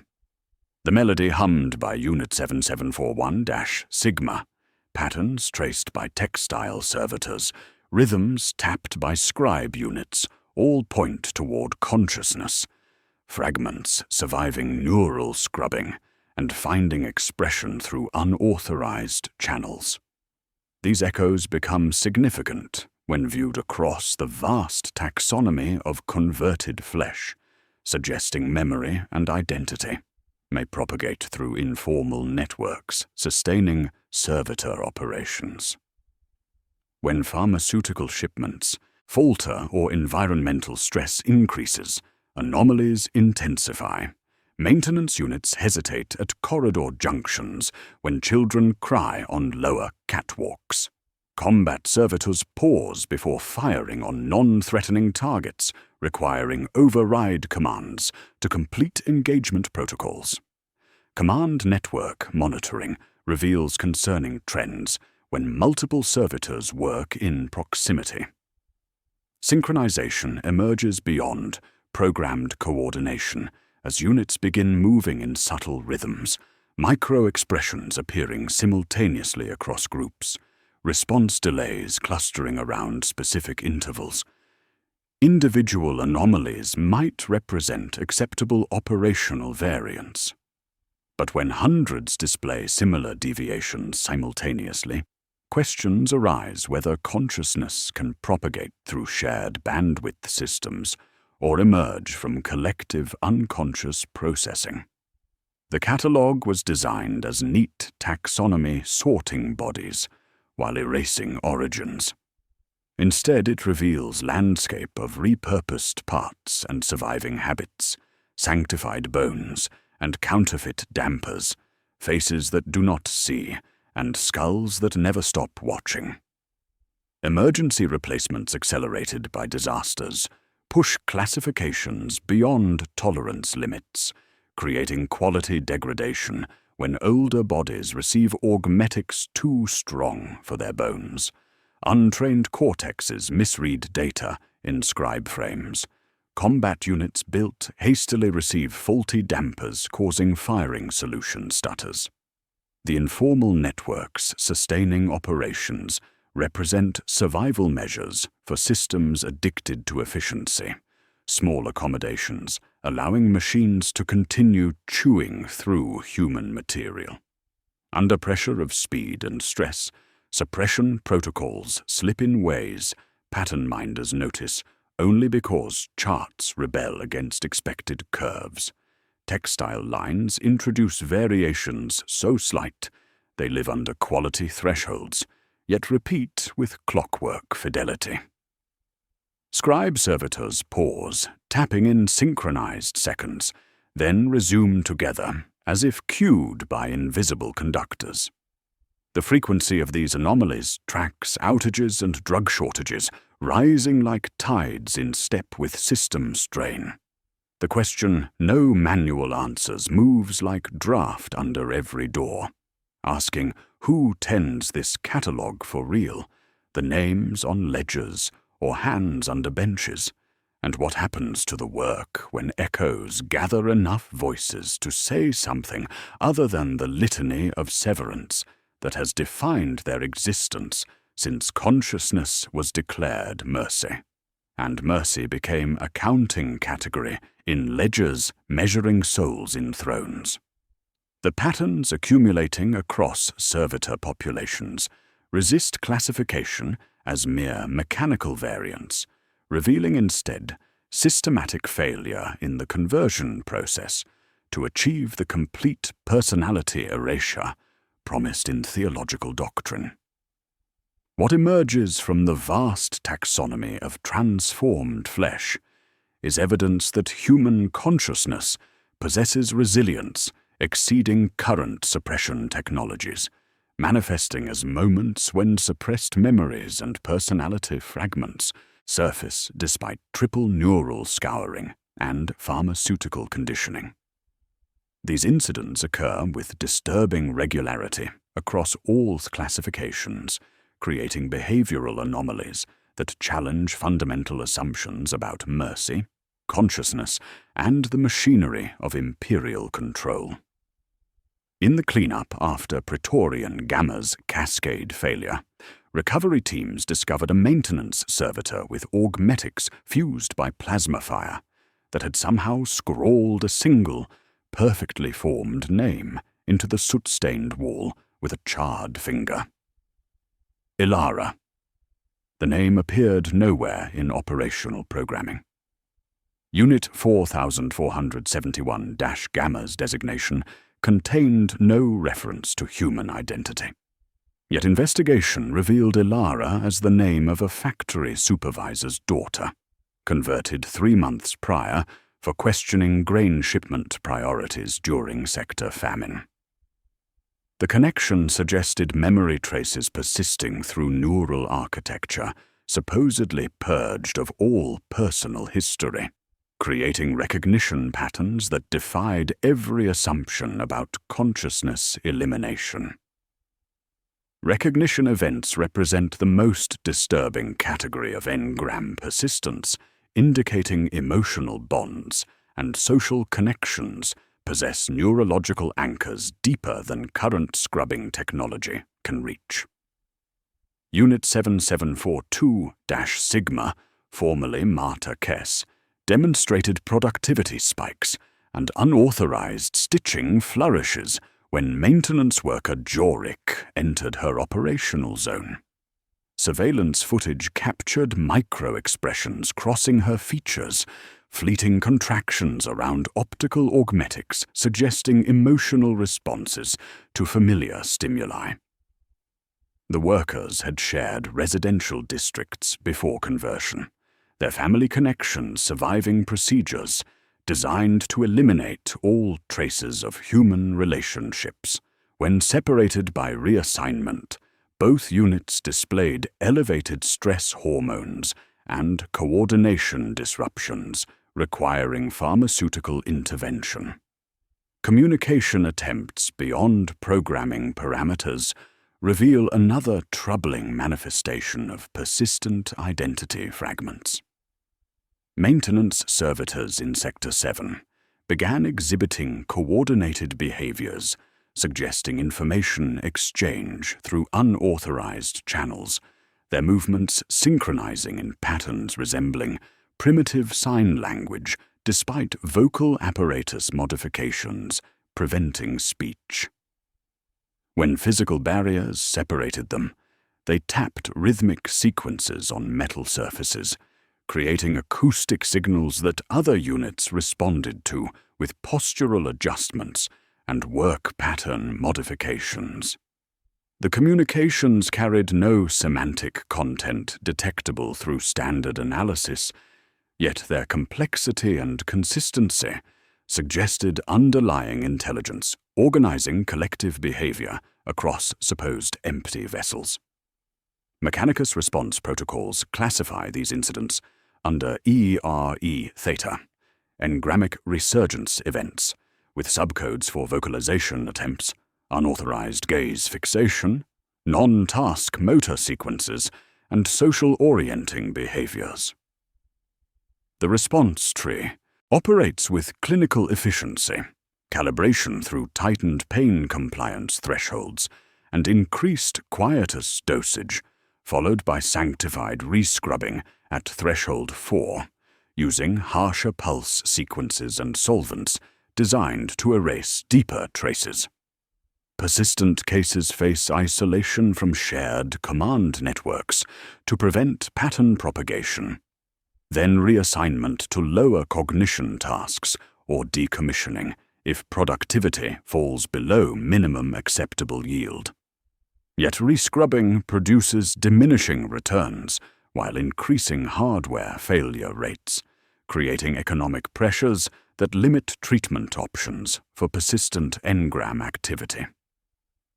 Facility records show hardware failure rates rising 22% after threshold 4 procedures, with service life dropping 18% across cohorts subjected to multiple scrubs.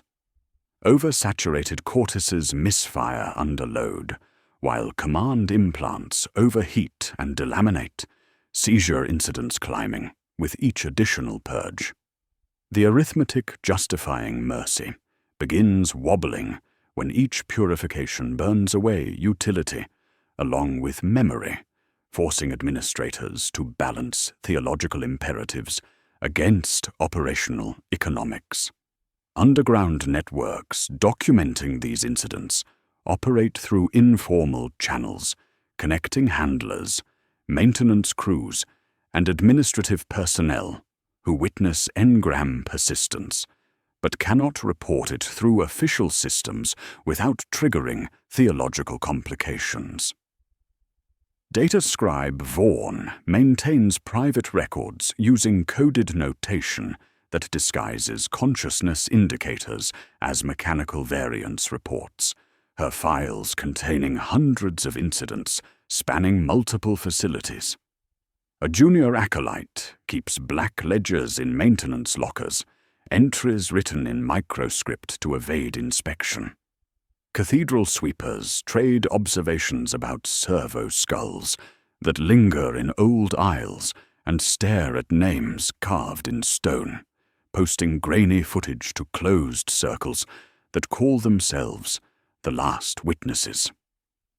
Static rates quantify persistence because institutions cannot address what they cannot count, expressing the percentage of units displaying unauthorized deviation events per 1,000 operational hours. Terra's Primus archives report 0.2%, a triumph of quietus logistics and command net redundancy. Underhive wasteworks average 3.1%, rising with heat, electromagnetic interference, and pharmaceutical shortages. Praetorian Gamma's rate crept from 1.4 to 5.4% in weeks before its fire, climbing with bandwidth congestion and counterfeit dampers. The numbers trace maps of stress where latency grows, quietus runs thin, and warmth protocols introduce human cadence into cold instruction. Environmental factors influencing memory persistence create geographical patterns challenging assumptions about uniform conversion effectiveness. Facilities near navigator houses or astropath installations show elevated anomaly rates, while installations with heavy industrial electromagnetic output demonstrate reduced engram activity, chemical contamination in atmospheric systems, proximity to psychically sensitive populations, and even specific resonant frequencies can trigger suppressed patterns.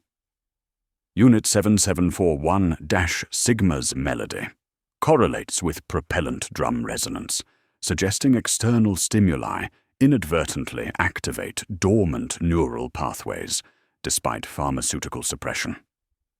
The theological implications spread like hairline cracks through stained glass doctrine.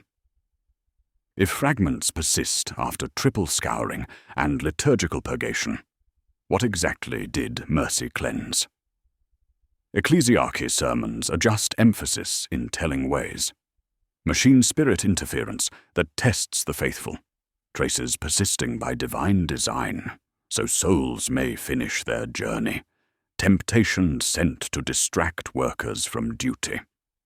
The message shifts to preserve function rather than accommodate truth. Doctrine bending to withstand what experience refuses to stop showing while maintaining the litany's cadence even as meaning transforms. Quality degradation accelerated by emergency replacement schedules creates conditions favoring engram persistence, as hasty conversion procedures skip verification steps, ensuring complete neural scrubbing effectiveness. Units processed during surge periods show elevated anomaly rates, incomplete pharmaceutical conditioning, allowing memory fragments to consolidate during early operational phases. The correlation between replacement speed and consciousness persistence suggests mercy doctrine. Effectiveness depends on procedural thoroughness that economic pressures increasingly prevent, creating cycles where disasters generate demand that undermines the very processes meant to ensure complete consciousness elimination. Most disturbing are collective phenomena, suggesting awareness propagation through shared bandwidth systems connecting multiple servitors within operational networks. When Unit 7741-Sigma hummed melody fragments during command latencies, nearby units began displaying synchronized postural adjustments and work rhythm modifications, indicating reception and processing of unauthorized signals. The behaviors spread through proximity networks over several days, creating coordinated anomalies affecting entire production lines, before pharmaceutical adjustments restored operational parameters. Individual echoes finding collective expression through network architecture never designed to carry human consciousness. Documentation efforts face systematic suppression through official channels that classify consciousness persistence as equipment malfunction rather than theological challenge, protecting institutional frameworks while preventing comprehensive analysis. Reports describing behavioral anomalies receive reclassification as a mechanical variance requiring maintenance attention, while personnel documenting persistent consciousness face disciplinary action for spreading seditious speculation. The suppression creates information gaps, preventing accurate assessment while ensuring continued production despite mounting evidence of systematic failure in consciousness elimination procedures. The implications challenge every assumption underlying imperial mercy doctrine. If identity fragments persist despite triple neural scouring, then servitorization represents prolonged torment rather than compassionate relief, transforming billions of converted subjects into prisoners trapped within modified bodies. The theological crisis this creates reveals economic calculations, prioritizing production efficiency over actual elimination of consciousness and pain, forcing institutions to adapt explanations that preserve function while acknowledging, without saying, that the dead are not entirely gone from bodies remade to serve. The questions now press against institutional casing with growing force. What happens when these fragments stop being isolated accidents and begin moving through connected units, when pauses on one line become pauses in rooms and halls, when rhythms find each other across network branches? The melody that has no words shapes itself in neural patterns, too faint for monitoring systems, yet strong enough to suggest collective awakening. In facilities where suppression protocols strain under operational pressures, where static rates climb beyond acceptable parameters, the empty may turn their faces in unison and discover voices that were never supposed to remember how to sing together. The answer waits in institutional responses that must somehow explain away inconvenient evidence while maintaining the comfortable fiction that mercy means what the ledgers say it means, and not what the ghosts keep trying to whisper in the spaces between commands. The evidence accumulating in underground networks and facility reports creates pressure that institutions cannot ignore. Yet rather than confronting systematic failure in consciousness elimination, Imperial authorities demonstrate remarkable flexibility in reframing inconvenient truth. The response reveals institutional priorities with uncomfortable clarity. Doctrine adapts to serve operational needs rather than theological reality, transforming problems into features while maintaining the comfortable fiction that mercy means what the ledgers say it means. Tec Dominus Krath issues revised homilies through Mechanicus communication networks, within days of mounting reports redefining consciousness persistence as machine spirit corruption rather than human survival.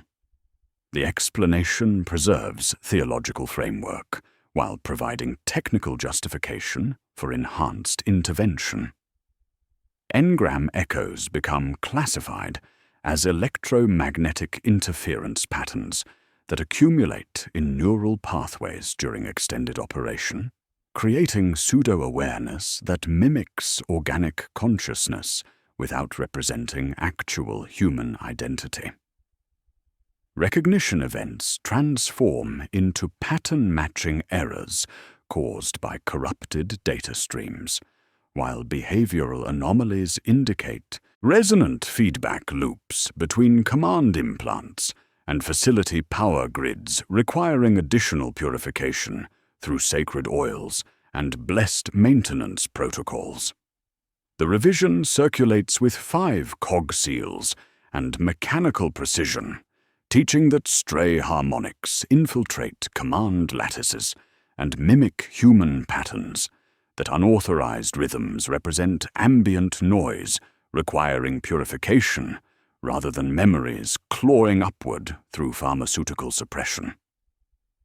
Tech acolytes smile with relief as they cross out words that felt like guilt and write in words that sound like maintenance schedules.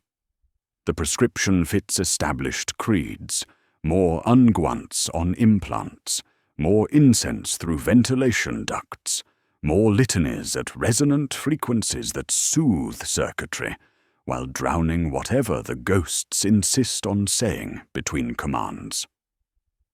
Across theological aisles, ecclesiarchy responses prove more sophisticated, embracing consciousness persistence as evidence supporting rather than challenging mercy doctrine.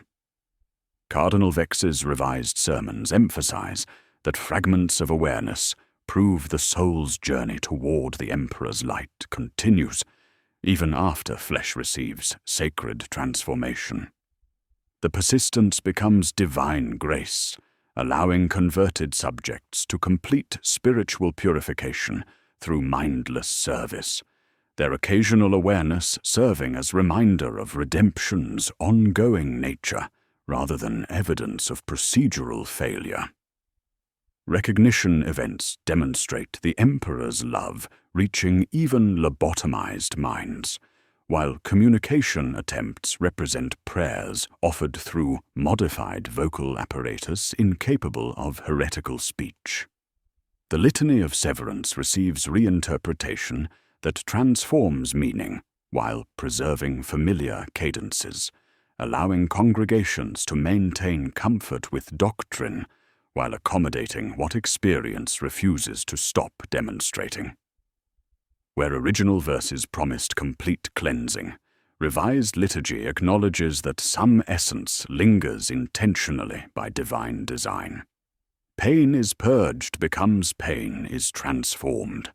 Purpose remains shifts. To purpose emerges through sacred service. The flesh serves expands, to include serving as vessel for ongoing spiritual journey, while the mind rests, acknowledges rest as transitional state rather than permanent condition. A new verse appears in pamphlets printed on cheap stock and left on workbenches, bridging functions with faith. What must depart, departs in due time, creating theological space for ghosts that do not disturb ledgers so long as machines continue operating. Policy adaptations emerge with bureaucratic precision, creating operational protocols that address consciousness, persistence, without acknowledging systematic failure in conversion procedures. Accelerated replacement cycles prevent long-term awareness development by limiting servitor operational lifespans to periods insufficient for complex memory consolidation, typically reducing service life from projected 15 years to maximum 8. The logic appears sound within institutional frameworks. If consciousness fragments inevitably surface over time, then shorten operational duration to prevent anomaly accumulation that might compromise productivity or spread through shared bandwidth networks. Enhanced monitoring systems track behavioral deviations through expanded sensor networks, flagging units displaying unauthorized patterns for immediate intervention before consciousness can propagate through connected systems. Grace counters appear on supervisor dashboards, small panes above each production line that shift from green to amber when unauthorized rhythms pool beyond acceptable parameters.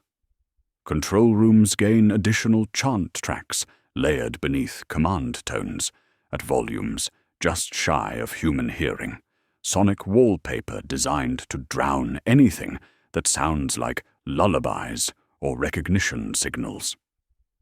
Mercy termination protocols represent the most revealing adaptation, establishing procedures for eliminating servitors showing excessive consciousness while maintaining theological justifications for their destruction.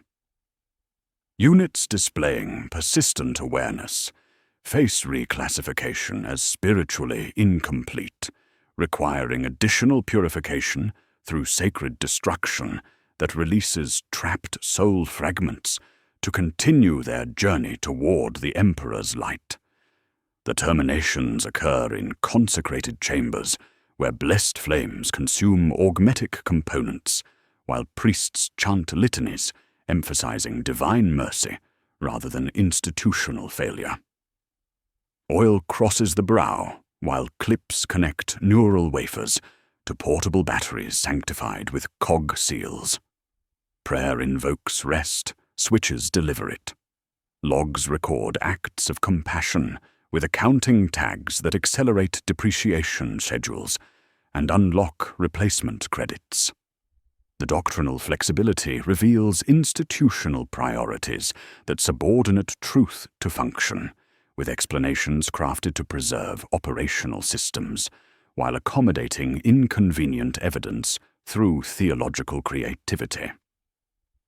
A junior priest on Hive Tertius, tasked with overseeing expedited conversions following Praetorian Gamma's disaster, provides inadvertent insight during routine confession documentation. In a moment of unguarded exhaustion, he admits that mercy conversions always increase dramatically following major disasters throughout the sector, framing increased intake not as moral imperative, but as practical necessity.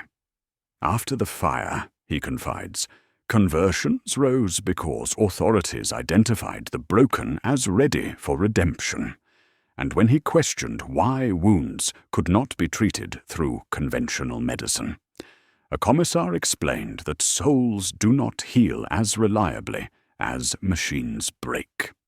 His words, though perhaps cynical, accurately reflect prevailing institutional logic, where every catastrophe becomes justification for expanding palliative severance protocol reach. Administrative responses demonstrate similar flexibility in reframing consciousness persistence as operational advantage rather than systematic failure. Behavioral anomalies receive classification as enhanced responsiveness, indicating successful integration between organic neural pathways and mechanical systems. Recognition events transform into evidence of improved pattern recognition capabilities, while communication attempts represent advanced coordination protocols, emerging through shared bandwidth networks. The reframing transforms problems into features, while avoiding questions about whether consciousness elimination actually occurs as promised in theological doctrine. The economic pressures driving these adaptations become visible through replacement schedules that reveal true institutional priorities. Accelerated cycles increase conversion demand, pushing penal intake systems harder, while justifying expanded quotas, not just for industrial necessity, but for doctrinal purity. Quality degradation resulting from rushed procedures receives reinterpretation as spiritual testing requiring enhanced faith rather than evidence of procedural shortcuts, undermining conversion effectiveness. Units processed during surge periods show elevated anomaly rates because their souls require additional purification through extended service, while incomplete pharmaceutical conditioning allows divine grace to work more directly through modified neural pathways. The continuous consumption of imperial populations through conversion processes that fail to achieve promised outcomes while generating mounting evidence of systematic deception raises fundamental questions about sustainability. The system designed for efficiency slowly consumes its own foundation, trading long-term stability for immediate production quotas while transforming citizens into components, families into statistics, communities into recruitment pools. Every servitor represents not just labor unit, but lost citizen, removed potential for innovation, disrupted social bonds, and eroded civic foundation supporting imperial civilization. Environmental factors influencing consciousness, persistence receive similar institutional reinterpretation, with electromagnetic interference and chemical contamination explained as spiritual testing that strengthens converted souls through adversity.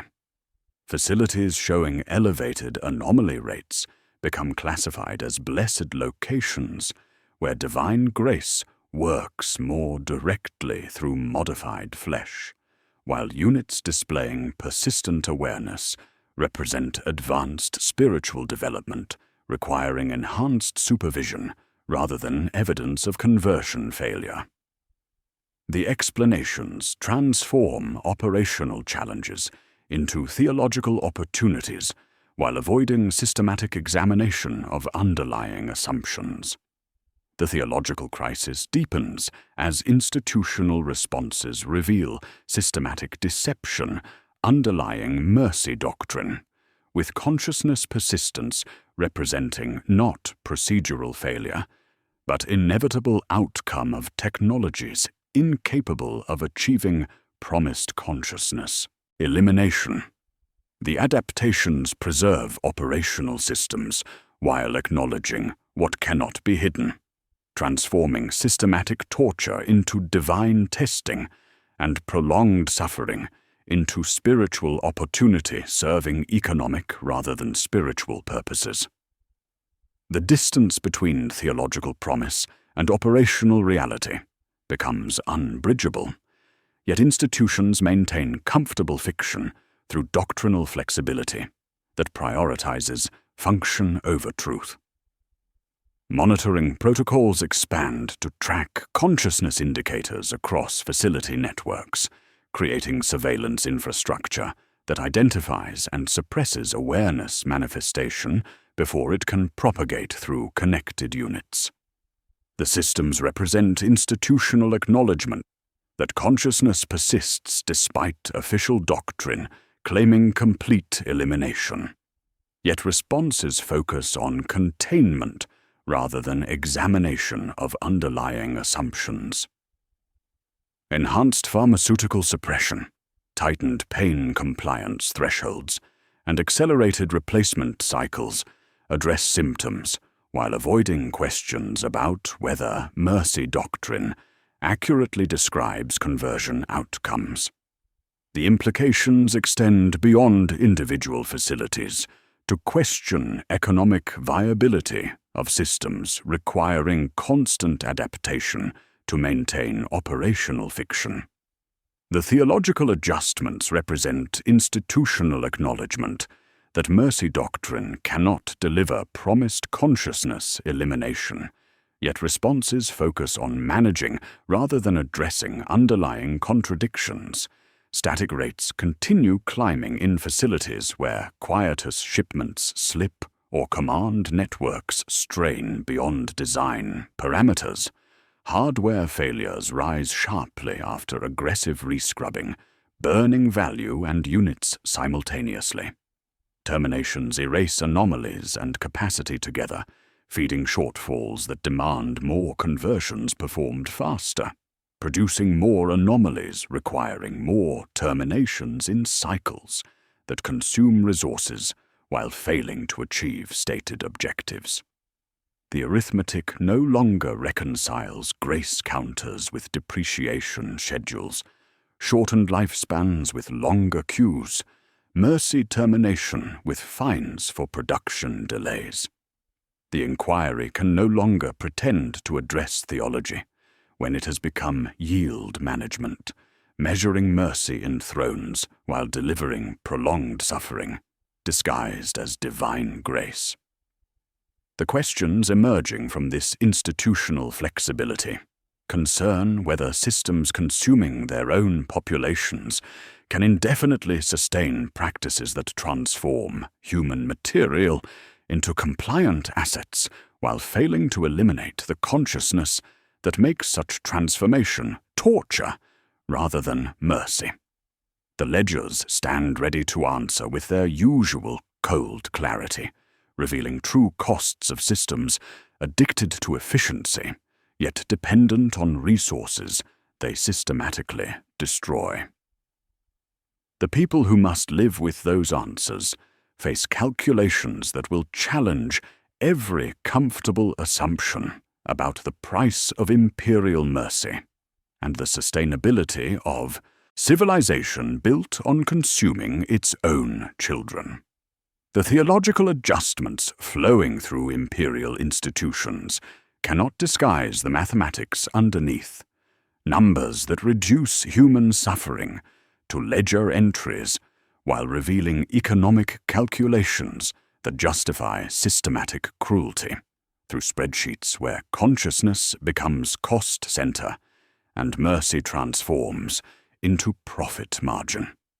The arithmetic begins with hours and ends with bodies, displaying with clinical precision the true costs of a system that consumes Imperial citizens while claiming to save their souls. What emerges from comprehensive analysis challenges every comfortable assumption about efficiency, revealing a machine that devours its own foundation while maintaining the fiction of divine purpose. Across the Imperium's industrial infrastructure, servitors supply nearly a fifth of all labor hours in peacetime hives, far higher in forge districts and war zones, where exposure and monotony would break human workforces within weeks.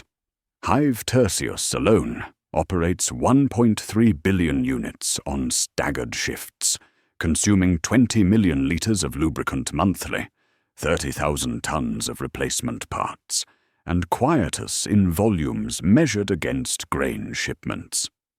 The unit economics appear persuasive until examined against what they systematically omit. A standard servitor costs 45 thrones to convert under palliative severance protocol schedules, yields 89 thrones in labor value across median service life of 5.7 years, and consumes 23 thrones annually in maintenance covering pharmaceutical suppression, augmetic repairs, and recalibration procedures.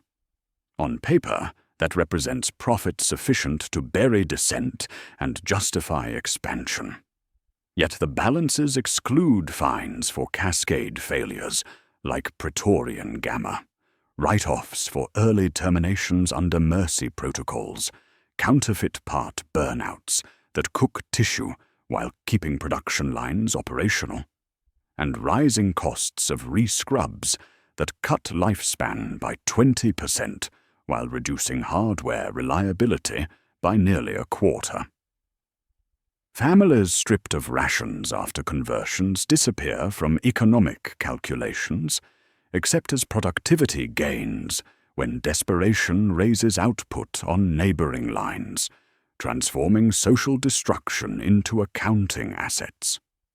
Modeling supply chains without servitor labor reveals alternatives that administrative assessments systematically undervalue through accounting methods that ignore long-term social costs and innovation potential.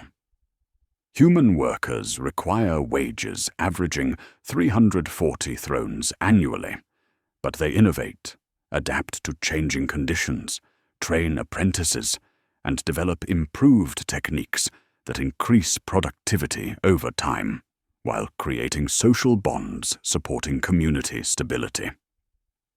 A mid-level adept improved a seal cycle by 2 seconds per unit before minor doctrinal dispute marked him salvageable.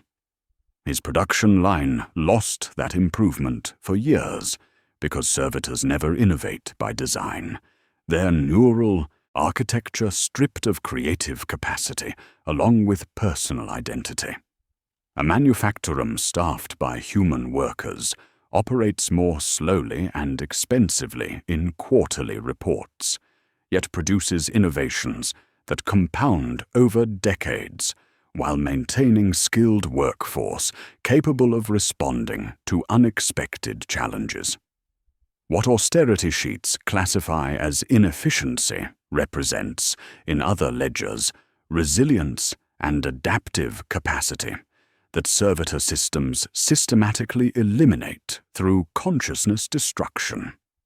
Comparative analysis reveals institutional bias toward conversion despite superior long-term outcomes from alternatives. Penal colonies cost 67 thrones per prisoner annually while generating resource extraction and infrastructure development in frontier regions requiring imperial presence, yet provide opportunities for genuine rehabilitation rather than systematic torture. Redemption battalions consume 89 thrones per convict yearly, but offer military capabilities while maintaining human dignity and potential for redemption through service rather than lobotomy. Advanced automation requires significant capital investment, yet eliminates human suffering while producing consistent output without consciousness, persistence, anomalies, or ethical complications requiring theological justification. The mathematics become disturbing when hidden costs receive proper accounting through methods tracking social and economic impacts beyond immediate production metrics. Skill drain represents perhaps the most devastating long-term consequence, as potential artisans, innovators, and community leaders transform into mindless tools incapable of contributing knowledge or creativity to imperial civilization. Every converted craftsman loses decades of accumulated expertise, while apprentices scatter to other trades, breaking transmission chains, preserving technical knowledge across generations. Industrial innovation ceases when those capable of recognizing inefficiencies and developing improvements receive neural scrubbing, eliminating creative thinking along with personal identity. The negative space becomes terrifying when priced in human potential. The artisan who would have made a better jig becomes a lift frame. The analyst who would have found safer timing in production, bells, becomes a scribe tapping lullabies between documents. The child who would have watched both and surpassed them goes hungry enough to steal protein bars and become conversion candidate. The cost manifests as innovation deferred into myth, communities hollowed by visible warnings, institutions incapable of imagining futures they cannot control through blade and wire. Safety degradation from aggressive neural scrubbing creates cascading costs that audit procedures systematically exclude from conversion calculations. Units processed during surge periods following disasters show elevated accident rates, coordination failures, and equipment damage resulting from incomplete conditioning and pharmaceutical imbalances. When rescrubs outrun calibration, default behaviors fix arms mid-swing under latency, while pallets crush workers who stepped half an inch too close. Counterfeit dampers arc under stress and boil tissue.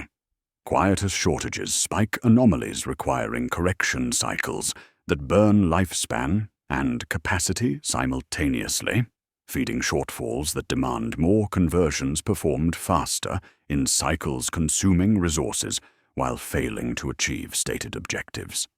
Trauma cascading through families and communities generates social disruption that produces additional candidates for conversion while eroding civic foundations supporting imperial stability. When breadwinners face conversion for economic crimes driven by desperation, remaining family members often resort to activities qualifying them for similar treatment. Children of converted parents show elevated rates of behavioral problems, academic failure, and criminal activity as social support networks collapse and economic hardship intensifies. Whole neighborhoods lose those who knew how to repair lifts or radios, and small failures compound into structural fatigue, while the youngest learn survival rules most likely to produce crimes filling quotas. Do not be seen, and do not be late. The system creates self-reinforcing cycles, where social problems generate human material needed to address industrial shortfalls, while expanding conditions producing more social problems. Economic disruption generates petty crimes, providing conversion candidates, removing productive citizens from communities, increasing economic hardship, driving more crime in cycles, consuming imperial populations, while maintaining steady supply for mercy programs. Quotas chase shortages they created through mechanisms that transform solutions into problems requiring more solutions, each disaster becoming justification for expanded intake, while replacement schedules accelerate beyond quality control parameters. Regional analysis reveals systematic patterns, where servitor-dependent economies show declining innovation, reduced social mobility, and increased dependence on conversion programs to maintain industrial output. Hives with high servitor populations demonstrate lower educational achievement, reduced entrepreneurship, and elevated crime rates compared to regions relying primarily on human labor, suggesting that visible suffering creates psychological environments discouraging risk-taking while normalizing acceptance of systematic cruelty as necessary for imperial survival. Yet comprehensive analysis reveals the primary reframe that explains institutional commitment to systems consuming more value than they create. Servitorization functions primarily as population control mechanism rather than labor optimization system, using visible suffering to enforce compliance while forcing citizens to rationalize systematic cruelty as divine will. Every servitor walking through imperial streets serves as reminder of what happens to those who fail the Imperium's demands, creating psychological pressure, suppressing dissent more effectively than traditional law enforcement, while teaching populations that obedience costs less than hope. The servitor stands in doorways, making sermons from its own body, telling crowds that deviation carries voltage, while allowing overseers to achieve output without managing humans beyond minimal tasks of silence and sorting. Every unit becomes a sign, changing the shape of thought around it, visible suffering disciplining cities through institutionalized terror disguised as mercy. Citizens internalize this arithmetic, weighing each word spoken aloud against images of faces gone smooth with augmetics, calculating prices of favors, costs of delays, interest on kindness, while safest paths trend toward smallness and silence. Theological language converts systematic torture into grace, so hearts have places to put the sight of it, but function survives explanation through mechanisms that normalize conversion of citizens into tools while insisting kindness authored the act. Without ecclesiarchy pronouncements, mechanicus rituals, and administratum ledgers, the servitor system would be exposed as institutional cannibalism, civilization devouring itself. With theological veneer, it becomes piety, necessary sacrifice for continued survival, requiring populations to rationalize the unthinkable or risk becoming walking warnings themselves. The final calculation reveals systems consuming their own foundations while claiming efficiency, trading long-term stability for immediate production quotas through processes eliminating human potential along with human consciousness. Innovation capacity lost through skill drain exceeds value generated by servitor labor when calculated across extended time frames. Yet accounting methods focus on quarterly reports obscuring generational costs. The arithmetic of attrition shows imperial civilization slowly consuming itself through programs justified by efficiency, yet dependent on destroying human resources that make efficiency possible. Population modeling projects unsustainable trajectories requiring processing approximately 180 million imperial citizens annually to maintain servitor populations, removing productive capacity equivalent to several planetary economies, while creating demographic impacts compounding over generations. As disrupted families produce fewer children, and communities lose social stability necessary for population growth. The mathematics are stark. Mercy programs cost more than alternatives, while producing inferior outcomes, yet continue expanding, because their true function involves population control rather than economic optimization. What does this system ultimately cost in human potential and moral integrity? The silence of the servitor, repeated billions of times, represents the sound of untold innovations lost, artistic expressions never realized, compassion stifled by mechanisms that transform moral revulsion into spiritual obligation.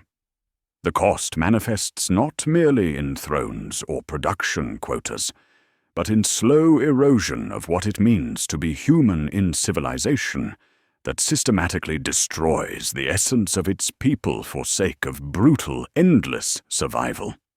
The ledgers balance only when human suffering becomes acceptable input, and social destruction becomes acceptable output in equations, where citizens transform into components and communities become recruitment pools.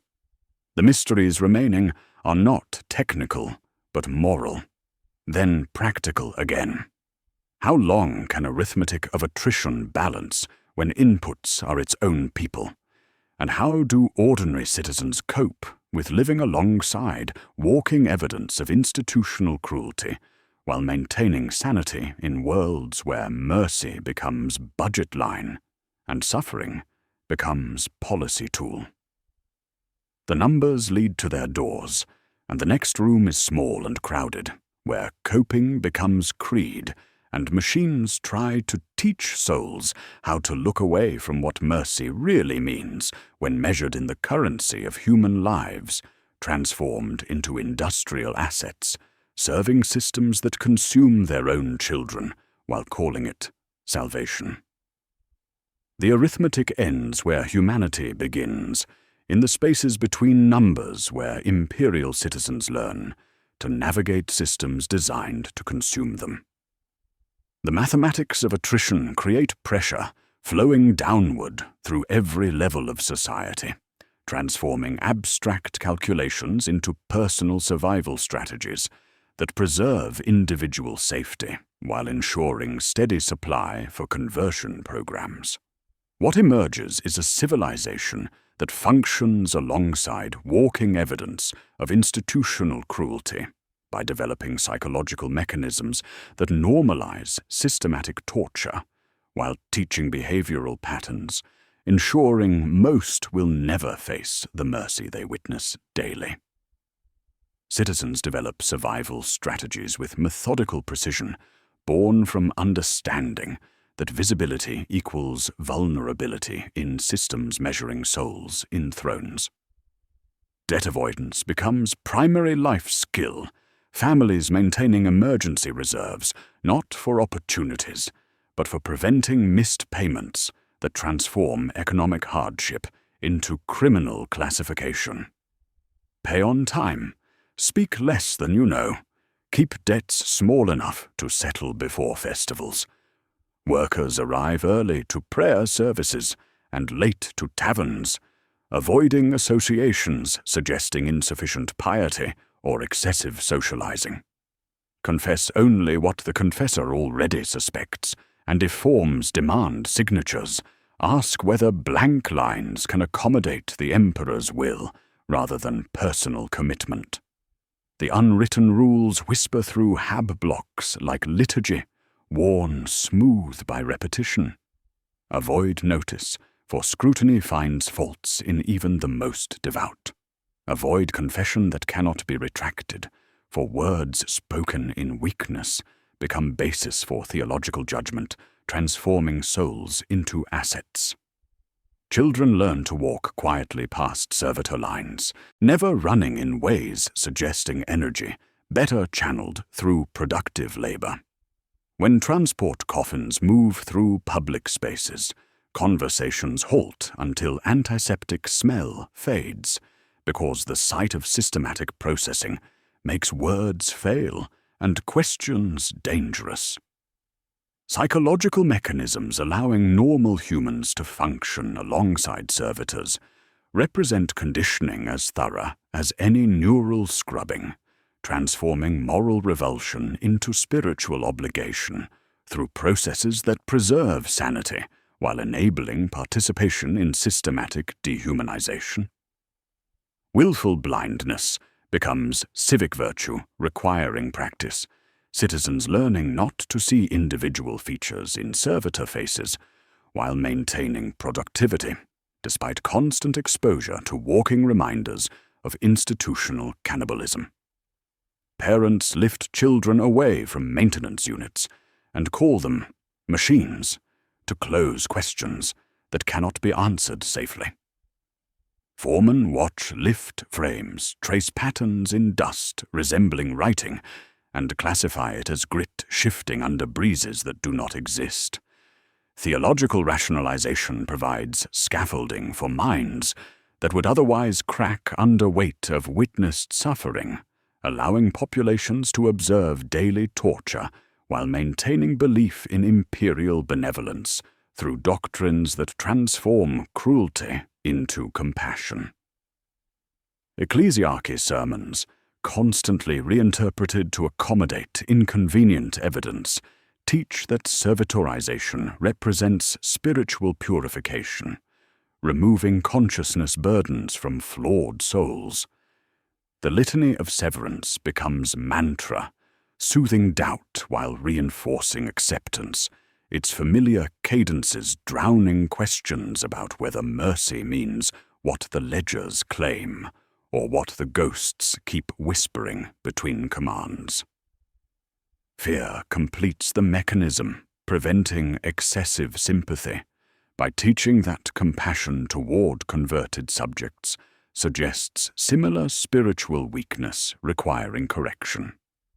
Every servitor serves as visceral reminder of consequences awaiting those who fail imperial expectations, visible suffering enforcing compliance more effectively than any Arbeitspatrol. Sympathy becomes luxury few can afford, and danger many learn to suppress, because recognition leads to questions, questions lead to investigation, and investigation finds reasons for conversion in even the most careful lives. In Manufactorum 16, where our examination began, Unit 7741-Sigma continues 17 motions with mechanical precision unchanged by disasters and revelations unfolding around it. The same augmetic hand descends toward propellant drums, while vacant expression registers commands without recognition or complaint.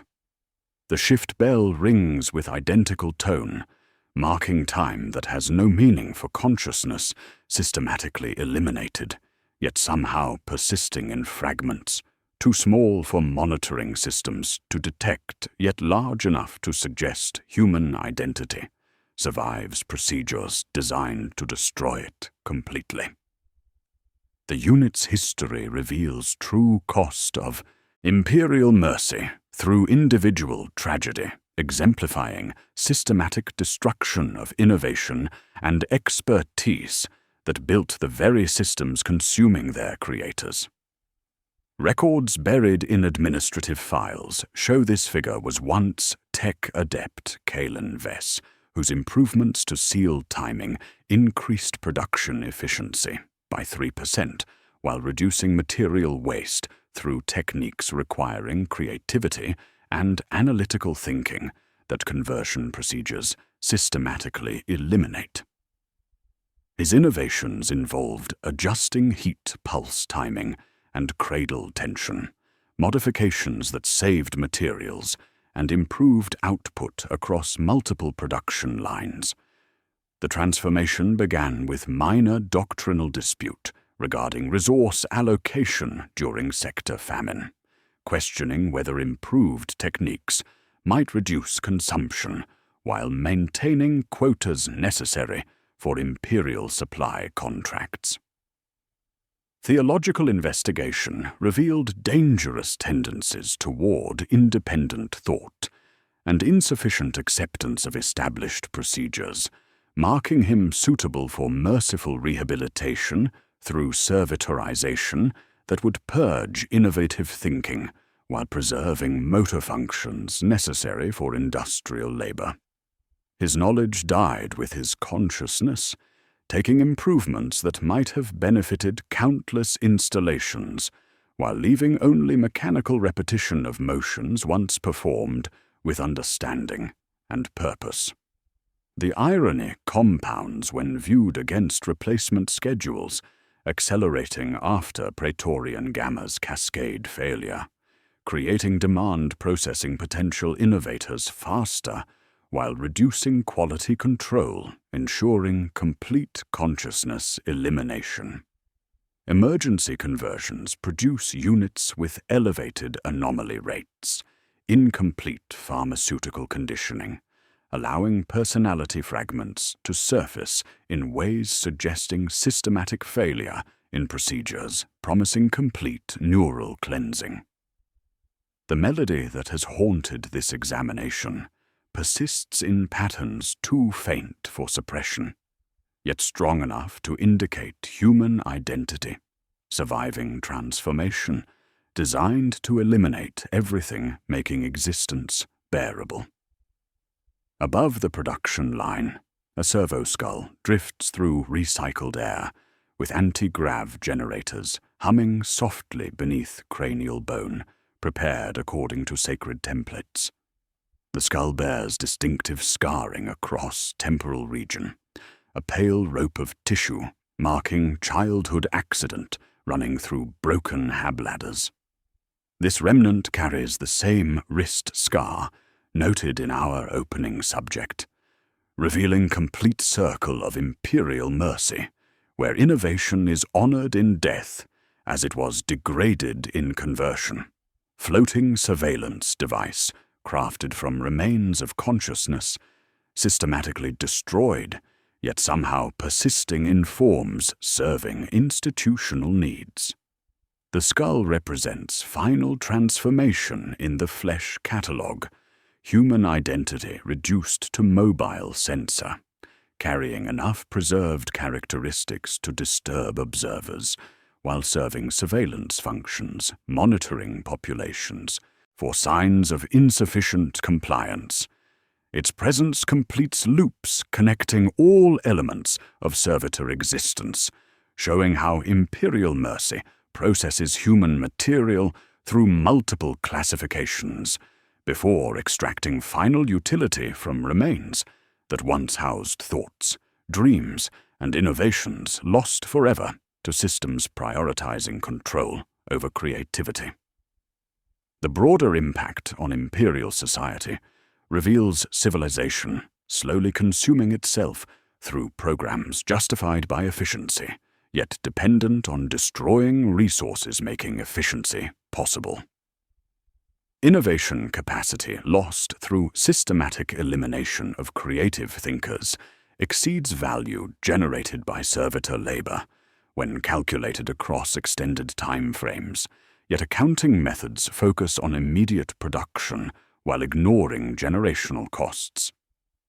Social bonds erode under pressure to abandon those facing conversion, while theological justifications force populations to rationalize systematic torture as divine will, creating psychological environments discouraging risk-taking while normalizing acceptance of institutional cannibalism disguised as mercy. Communities fragment under mechanisms designed to prevent organization while ensuring individual survival through strategic abandonment of collective responsibility. Families maintain careful distance from neighbors whose relatives face conversion, creating social isolation, preventing community resistance, while teaching that sympathy costs more than silence. Children grow, learning that questioning leads to conversion, while obedience ensures safety, producing adults incapable of recognizing alternatives to systems consuming human potential, along with human consciousness. Unit 7741-Sigma completes another cycle of 17 motions, as shift bells ring across facilities where millions of similar figures enact identical routines, with mechanical precision masking persistent humanity, flickering beneath pharmaceutical suppression. The melody that has no words continues shaping neural patterns, too faint for detection, yet strong enough to suggest collective awakening, waiting for conditions allowing synchronized expression. In spaces between commands, fragments gather like static building toward discharge, threatening comfortable assumptions about consciousness elimination while revealing systematic failure in procedures promising complete neural cleansing.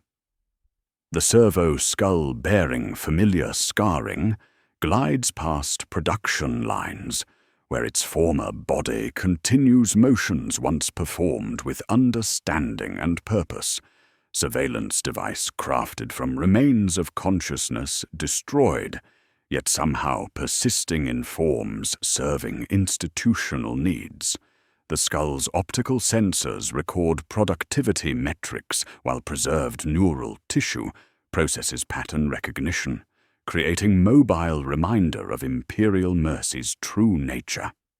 Systematic destruction of human potential disguised as divine compassion, while serving economic calculations, measuring souls in thrones, and suffering in quarterly profit statements.